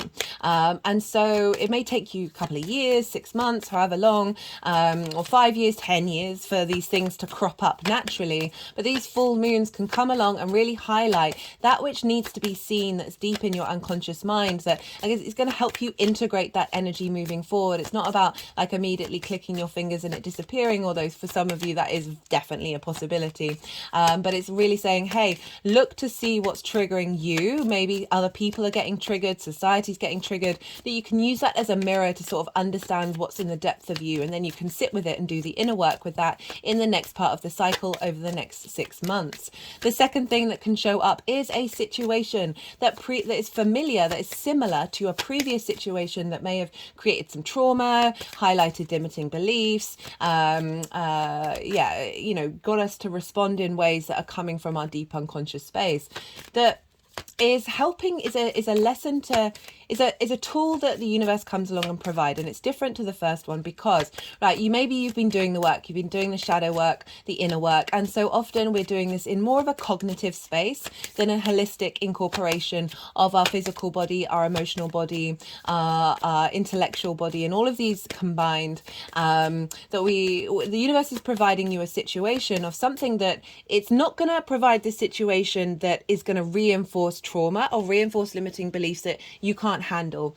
So it's going to come up with a situation where you move into it and you're like, I'm not being affected in the same way. And I find it's really important for the physical body to do this 3D version of self that helps the physical body go, oh, all that cognitive work you've been doing is now applied into practice. You're now integrating it into the 3D because you're going into that situation and it's just not touching you in the way that it used to. I had this happen for the Pisces full moon, the last full moon. A situation that was very similar but not the same to a previous trauma that I'd had, and I'd been thinking about this for a while generally anyway, and thinking, I haven't quite re-entered that situation to know if I've integrated it, and then the universe then provided it for me. And I felt during the time during the situation, I wasn't at home. It was an awkward situation, but I felt so zen during it. I was just like very much like, this is this. And it wasn't until a couple of days later when I got home, a couple of days after that, where I really was then able to lean into sort of the grief, the anger, the frustration around that situation, around all the previous situations that situation was mirroring. And I was honoring that. I let it flow through me. And then I just felt like, that's done. That contract is done now. And it was really, really liberating, even if it was frustrating at the time. Like, I was zen, but I was still like, this wasn't what I thought this was going to be. And the third and final thing is a celebration, a completion, an honoring of all that you've done, sometimes like a reward coming in from the universe. I feel collectively we're getting the rewards around fear and how to navigate fear and look at fear in a different way. I talk about that loads in the collective reading. Is essentially the message is, fear is a delusion and an illusion and a trick and a lie, right? It's also an amazing tool. It's an amazing tool because whenever fear crops up, it's pointing and saying, hey, look at that. It's a lie. And helping us re-tap into the fact that it is a distortion of reality away from love and abundance and creativity, right? Which is, for me, one of the fundamentals of the universe. Even if we can't quantify it like we can mass and vibration, it's just one of those unseen things that it's just so apparent, the intensity of the energy that those energies pop out is just phenomenal. I feel like that's a general celebration that we're getting a download in this full moon to help us navigate this new way of looking at fear that may have been limiting our way of tapping into our own autonomy and our ability to be free in the world, because that is very Aries energy of wanting to go out and be an experience for self, right? So having the full moon in the 9th house, what does that mean? So a culmination of your perspectives, a culmination of any limiting beliefs and fear around those perspectives is how you see yourself in the world, a deeper understanding of your pure creativity when it comes to tapping into your perspectives and putting them into practice. And how do you think and feel about things that is moving away from a space of scarcity and a space of lack and really embodying the pure joy of existence.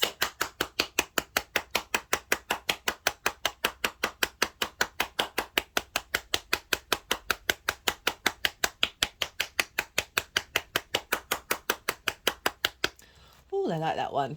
And what we want to do is look to where the sun is, and the sun is over in Libra, right? So the vision, Libra. The autumn equinox is a week before this full moon. This is why we've got a different deck here, because we're bringing, I always like to use different decks with the equinoxes and the solstices, sort of acknowledging that shift of a season. So now we're moving into more equal days and equal nights, and slowly the night is going to get longer and longer and longer. We're moving into the yin phase in the northern hemisphere, and this full moon is happening a week after that. And so why was it Libra? Oh, so the sun moving into Libra in the 3rd house. Well, the 3rd house is the house of the goddess, right? This is where we bring the meaning of our perspectives into our day-to-day. This is about communication. This is our things we do on a day-to-day basis. This also can be about short distance travel, going on trips. This is also about starting and learning something new. Often we find with full moons is something will crop up wherever the sun is to let you know of your journey, right? So an acknowledgement in the way that you communicate that is helping you understand the depth of your perspectives and how you've shared that. But there might be a situation where somebody discredits your perspectives and you realize you're no longer bothered by it. It's not part of who you are. And I mean discredit in a way that isn't like constructive criticism. It's just kind of like somebody else's opinion, right? That usually might have made you get smaller or feel confined or not want to express those opinions. And you're like, oh, that's done. That part of that transition is over, right? That you're now fully able to embody your perspectives from a deeper level.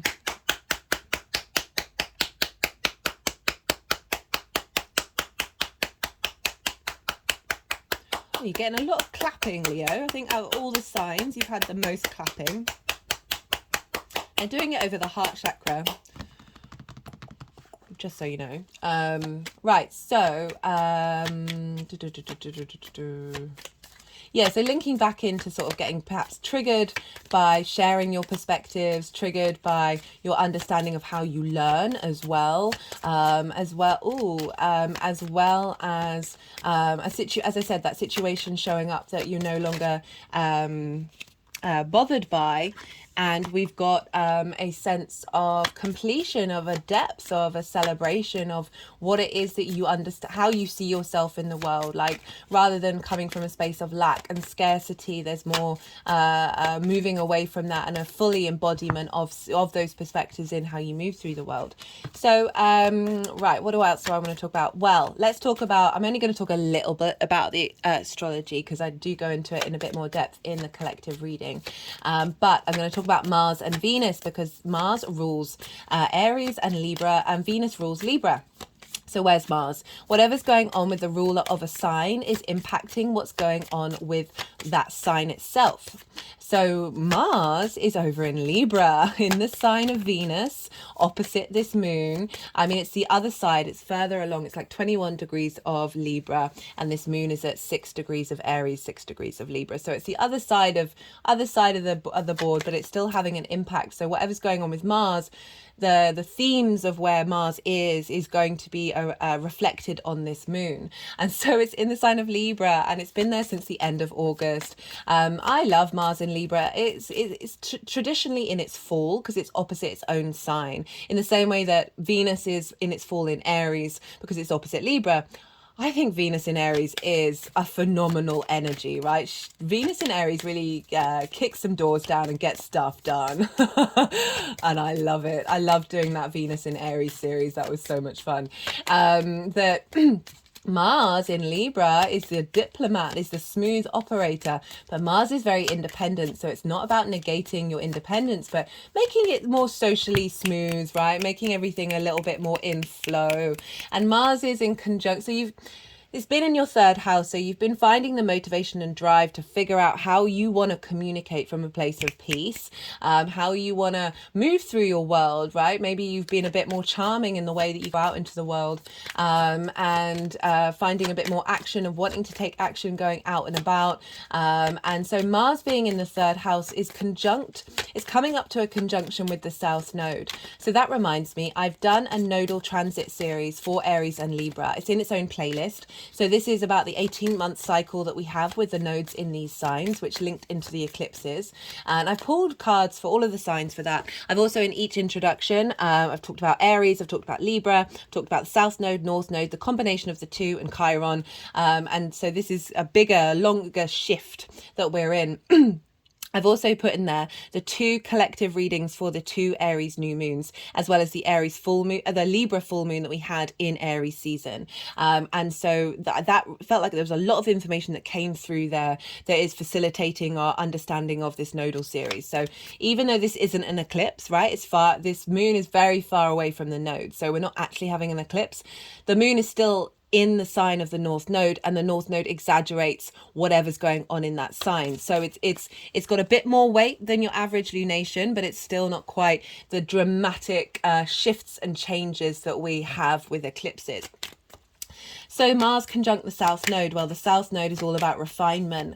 Wherever the South Node is, we feel a bit more comfortable. We're a bit more inclined to engage in that energy just because it's a bit more easy. And with that, we're able to refine and bring depth and nuance. And we're also able to understand, what are we letting go of? It's the tail of the dragon. So what happens after you eat? Well, you know, a release happens.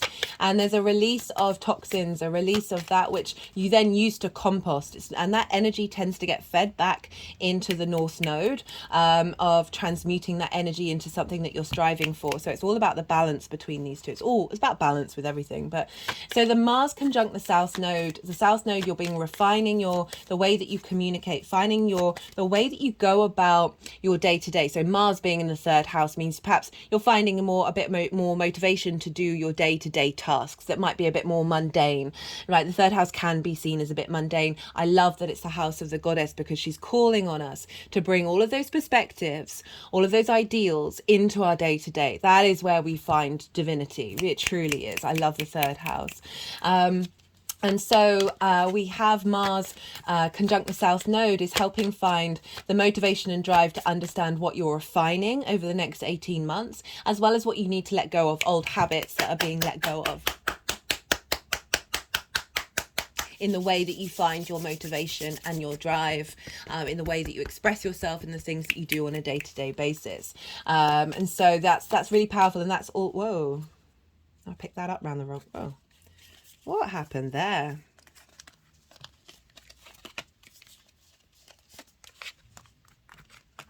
Okay, I don't even remember those flipping up. So you may have seen it on the camera. I've got no idea. I kind of stare off into the distance while I'm talking. That's really powerful, and that's all feeding into this 9th house moon for you, of through that understanding of what you're letting go of and what you're finding depth with. That is feeding into this full moon of a culmination, of a realization of who you are on this universe, right? And how to express it. Because Mars is in the sign of Libra, which is ruled by Venus. So the Sun and Mars are being ruled by Venus right now, and Venus is over in Leo. So even though this is a Mars-ruled moon, Mars is actually being governed by Venus. So there's a lot of harmony, there's a lot of flow. There's a lots of sense of appreciation and value and love coming in with this moon. It's very much that fear, that understanding of fear, and how we incorporate peace within that, and restoring narratives that have been distorted. So Venus is in Leo, in your sign, Leo. Leos, if you've not seen my Venus retrograde series, I do recommend it, right? Even though So Venus is, there's 3 legs to a retrograde cycle, and Venus is in the 3rd leg. She's direct, but she hasn't quite gone beyond the degree she retrograded at. I find with retrograde planets, it's not until they move beyond that point that's when everything that we've learned with the retrograde is going to start that new cycle. That's not happening until October the 7th. However, so there's still lots in that Venus series that might be really useful, especially even if you haven't seen it and this is past the point. They're starting a whole 8-year new cycle. So if you haven't caught it, like really being able to look back with hindsight and go, oh, that was that and that was that, can be very helpful. Right, so Venus is direct, but she's still in the final leg of the retrograde cycle, but she is walking hand in hand with Juno. Juno is an asteroid representing commitment, your ride or die, those fundamental principles that you want to commit to. And that, like, it's not like you're not open to change with those fundamentals, but really understanding what they are, and knowing that they might have a bit more longevity than, say, superfluous stuff. And so they've been walking hand in hand since Venus has been direct. And I love it because Venus retrograde, very independent. It's the Inanna story. She's gone into the underworld. She's come back. She's restoring her power, and she's doing it with Juno, which I love. Venus, very independent energy. Juno's basically saying, hey, are you going to commit to the things that you learn? Are you committing to this new cycle and making sure any little things that come up that you're like, oh, that's not working, or that's irritating? Juno's going, right, where are the fundamentals? Let's get to the root of this. Let's see whether it's worth our time and our energy looking at. And I absolutely love it. Leos, risings or suns or moons, or if you've got heavy placements, regardless of where Leo is in your chart. But for Leo rising, if you've not seen that Venus retrograde series, this is in your 1st house, right? So this is where Venus is, in your 1st house, how you embody your sun or your moon in your actions and your deeds. It's the lens in which your sun or your moon gets translated into your actions. It's your vitality, your appearance, your character. This is the house of you.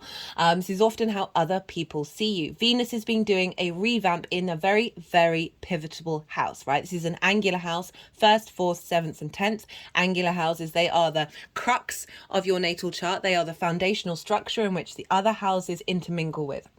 This is you, a re-cracking open of your value. And Juno is helping you commit to that. There may have been things been cropping up, being like, hey, is this going to knock you off your path? Is this going to help you? Is this going to diminish your value? Is this affecting your sense of value? And you may have had those things crop up around this. And what I love about this is Mars and Venus are sextile one another. So you've got the sense of you and how you communicate, and they're sextiling the feminine, the masculine, the drive, and the love, right? And the reason why we take action. Sextile is an aspect of Venus. So we've got this trine. We've got Libra energy, sextiles your energy. So you've got a trine from Aries to your 1st house, and then you've got a sextile with Libra. And so this sextile is an aspect of Venus. So they're both soft aspects. Venus wants to provide love, appreciation, creativity, devotion. There's a sense of creative energy, right? Because they are fundamentally the same. They are yang, day in energy, but their elements are different and the modalities are different. So you've got this baseline of which you understand one another, but you're able to play with 4 different energies, whereas there's that sense of appreciating the other from that fundamental, and brainstorming with different energies that are coming up with more nuances and different creative, expressive ways. But that value and that appreciation of you and what it is that you care about yourself and your character and the value that you're putting in yourself with your motivation and drive, to release that which no longer serves you and transmute that energy into something that does. And this is all feeding into how you see yourself in the world, this culmination of this expression of self, this expression of your perspectives, and the deepening of your perspectives from a very fundamental place. So pretty powerful stuff. The last bit of astrology I'm going to talk about is 20 hours after this full moon is exact. Mercury is going to go beyond the degree it retrograded over. So I talked about that 3 root cycle. Mercury's going to leave that just after this full moon. And I love it's just that Mercury is still in that cycle period with this full moon, because all of the wisdom that's coming through with this full moon, all of this release of fear, of understanding it, of bringing peace and harmony into the way that we express ourselves, is all feeding into this Mercury that's in your second house of your value, right? And it's going to instigate with all of this downloads that we're getting from this full moon, the new part of its cycle. Again, recommend that Mercury retrograde series. I love that. That was one of my favorites that I've ever done. And even though Mercury is going to be moving outside of the retrograde cycle, I pull cards on that. I pull how all of this is manifesting moving forward. And again, it might help with hindsight. So for those of you who've not seen it. Right. Last thing, always check where your sun and your moon are in your natal chart. See what houses they're in, the themes of those houses, because this is going to add a nuance of what's showing up for you in this full moon part of your life. So check that out. Right. I'm going to go quiet. We've just had the yang day action side of the video, the extrovert, the stimulation, the information, the go, go, go, go, go. Now we are going into the yin night receptivity, the rest energy of the video. I'm going to soften my mind and quiet. I'm not going to speak because I'm going to allow the energies to do the energy work they need to do. They're going to put the cards into the 3 piles. They might do things with the cards that are doing some energy transfer and downloads. And I call you to do the same. You've just had loads of information. Don't try and analyze it. Let it all settle. Don't try and force anything, and see what intuitive hits come up for you while I'm quiet, and then I'll loop back round and I'll bring in the tarot with the astrology. Okay, Leo, let's do this.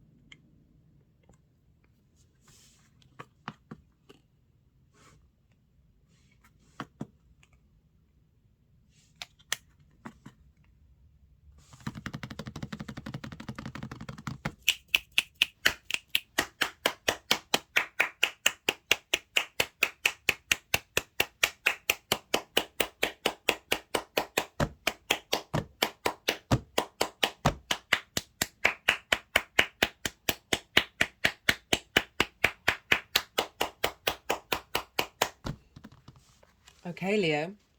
So the lead up to this full moon.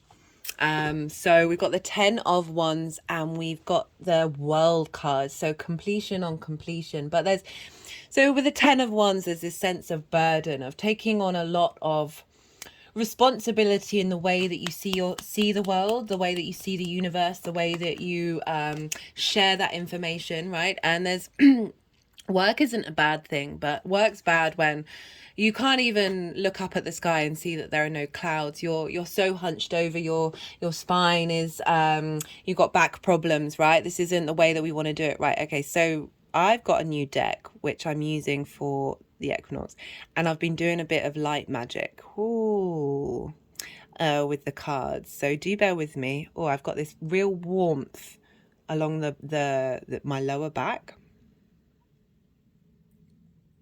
My toes are now wiggling. It's quite hard for me to see. Whoa, okay. Oh, yeah, getting a lot of tingling around the sort of the light of releasing those burdens, right? So it's not about not having lots of different things going on, but it's how we see it, right? So this is really sort of saying that perhaps your perspectives have felt like a burden. Perhaps your understanding of who you are, that you've got to take like the weight of the world on your shoulders, that that you don't feel supported, you don't feel safe, you feel like you're taking on a lot of energy from a lot of other things.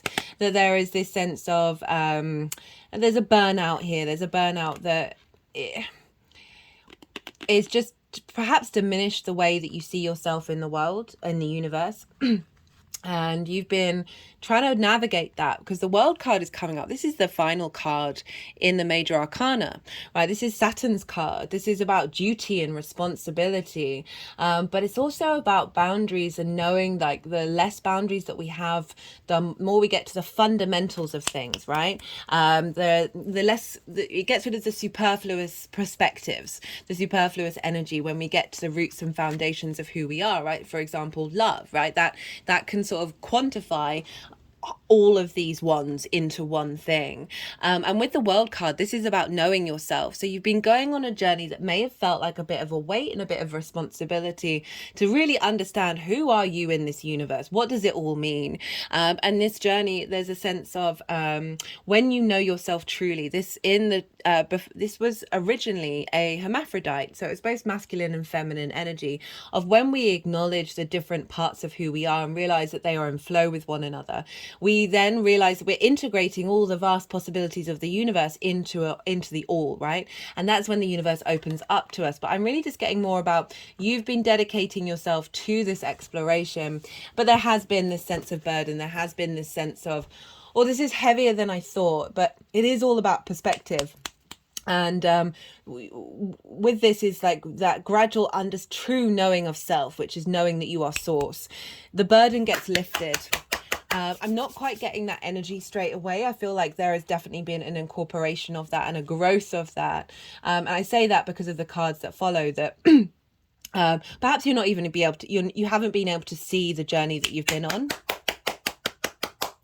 Right, so for the energy of this full moon itself, we've got the Four of Wands, we've got the Wheel of Fortune, okay, where they wanted to go. We've got the Ten of Pentacles and the Ace of Pentacles. I love we've got the 10 and the Ace as well. So the Wheel of Fortune, this is Jupiter's card. This is the fate is changing. This is probably one of the cards that, sorry, I just, whenever the light is going over certain things, it's, let's see if we can get it over. Where's the lion? Where's the lion? Down here. Sorry, there we go. Oh, big energy release at that one. This is probably one of the few cards that I talk the least amount because it's kind of saying something very fated is shifting, an energetic shift is happening. That is the fates, your fate is what do I want to say? Your fate is on the rise. Rather than being at the bottom of everything's in cycles, but this is upright and it's acknowledging that something is shifting, right? A dynamic is shifting, and it's come with the Four of Wands, and this is celebration of the hard work, right? This is about the harvest, like very appropriate harvest is coming in right now of that. Yes, like growing something, cultivating a perspective takes time. And this is fire as well. This is passions, this is drive, this is motivation, and this is the celebration. Oh, hello, light body. Whoa. Sorry, I'm just getting a bit of a kick out of the energy releases that I'm getting with this one. That this is a real acknowledgement of the work that you've done, right? The growth that you've made, and this is perhaps allowing you to celebrate, right? Saturn can be quite serious, and this is really opening up this ability to celebrate and really appreciate what it is that you have to share with like-minded people, right? Bringing a sense of community together based off of the experiences and the perspectives that you have, right? This is the energy that's being seeded at this time moving forward. And then we've got the Ten of Pentacles that's wanting to go before the Ace of Pentacles. So what is being seeded is this sense of legacy, right? So I love this card showing up for the ninth house, because we've got we're in a city, we're in a town, we've got the nuclear family in sort of mundane clothes, the mundane world with the elder in the esoteric symbols. And this is acknowledgement of the combination of the divine and the mundane, the metaphysical and the rational combined together. This is about legacy, and I really like this harmonization of your perspectives coming together to create something that is gonna last the test of time, right? This work that you put in is creating something that has strong foundations. And this is a culmination of that work that is then instigating this energy moving forward with the Ace of Pentacles. I love that we've got an ace showing up with that 10 of wands. We've got two tens, and we've got an ace here. So that 10 of wands can feel burnout and can feel like, oh, when am I ever going to be able to put this weight down and have some fun and relax? Now, the Ace of Pentacles is showed up in the collective reading. It showed up in a lot of the readings so far.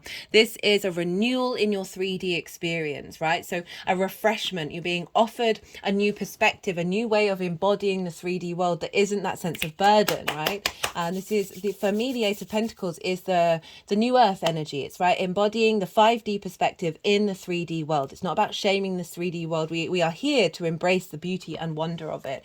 So there's a real sense of shifting gears where there's a sense of enjoyment. It doesn't mean that you're not still committed, you're not still putting in the dedication in, but there's a different energy coming through with this one that is helping bring a sense of a renewal in the tangible world, that is helping you find some refreshment. Okay, so for the energy manifesting moving forward, we've got the Five of Pentacles in reverse, we've got the Three of Wands, which is Mars in Aries, and we've got the Magician.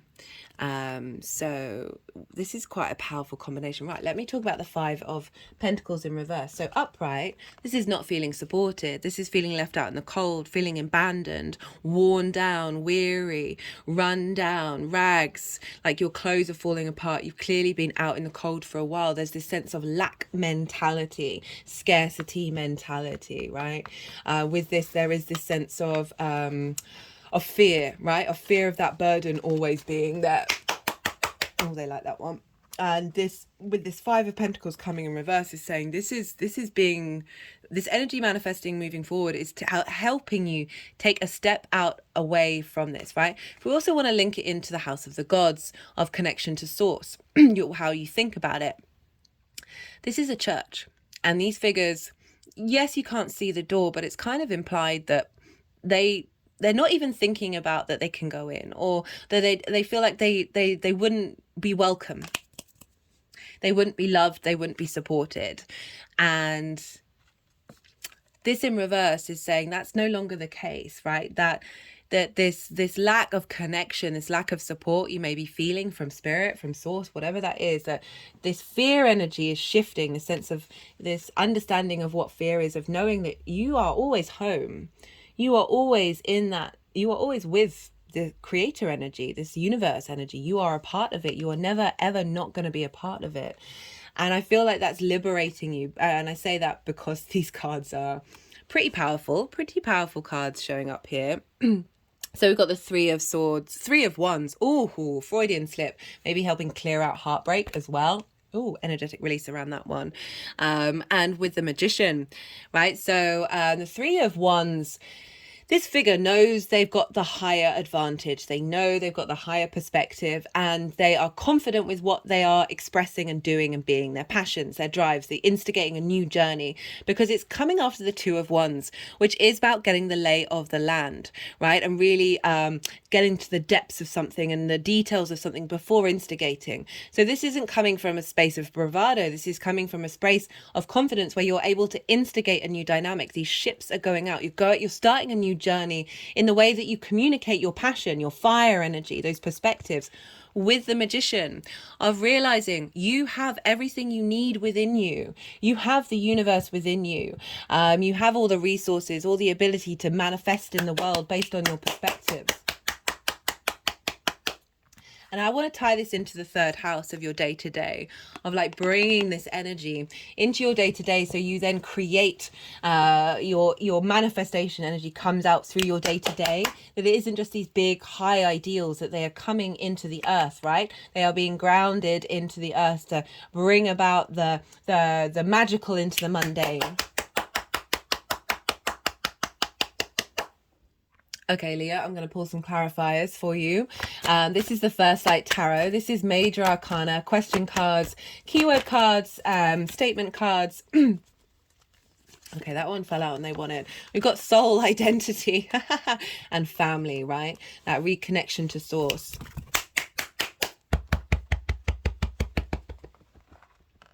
Okay, they're wanting it to go there.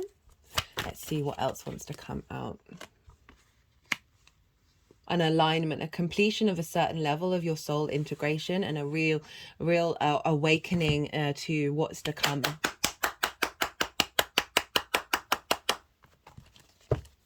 Okay, one more card from, whoa. We've got messages, an open mind. That came flying out. Yeah, a real... Okay, so really tapping into that fear and that scarcity. Even if you're like, oh, I don't have any fear, I don't have any scarcity, only like, you live in this 3D environment, like it's everywhere, it permeates, it can be incredibly subtle, right? That this is saying this sense of separation, this sense of isolation that you may have felt by being the one thinking you're carrying it all, you're doing it all, you're all alone. Aries energy, so independent, right? And so like wanting to go on your own path, but sometimes it's okay to realize that you are actually part of something bigger than yourself. This is saying that there is support, and with this new dynamic of finding peace in that, and finding the illusion and the distortion of fear that fear brings to this 3D reality, the more messages are coming in, right? The more that you open your mind to the possibilities, and rather than thinking, oh, you're small, you're not worthy, or whatever comes up with that Five of Pentacles upright, it's now in reverse of saying you are in a full state. Is cultivating a full state of abundance that is allowing you to see the clues that the universe provides on a day-to-day basis. Remember, bringing that magic into the mundane, that is helping you see perhaps different perspectives that are going to add and build on the perspectives that you already have. Okay, right, let's do a card from the numerology deck. Let's see what wants to come through. Whoa, got nature. Working through what you think is your nature to what truly is your nature. Could also mean spending more time in nature in order to reconnect to a part of yourself.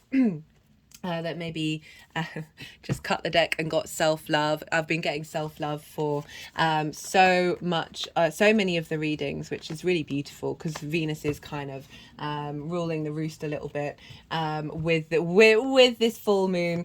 Okay, I'm going to leave it at that, Leo. I feel like that's a really clear message that's come through. I hope that resonated, and if it did, don't forget to hit that like button. All interaction with the channel is greatly appreciated. This is a growing channel, and all interaction helps the algorithm send it out into the world. Send it out into the world. Be good to yourself, Leo. Be good to those around you, and most importantly, be well until we meet again.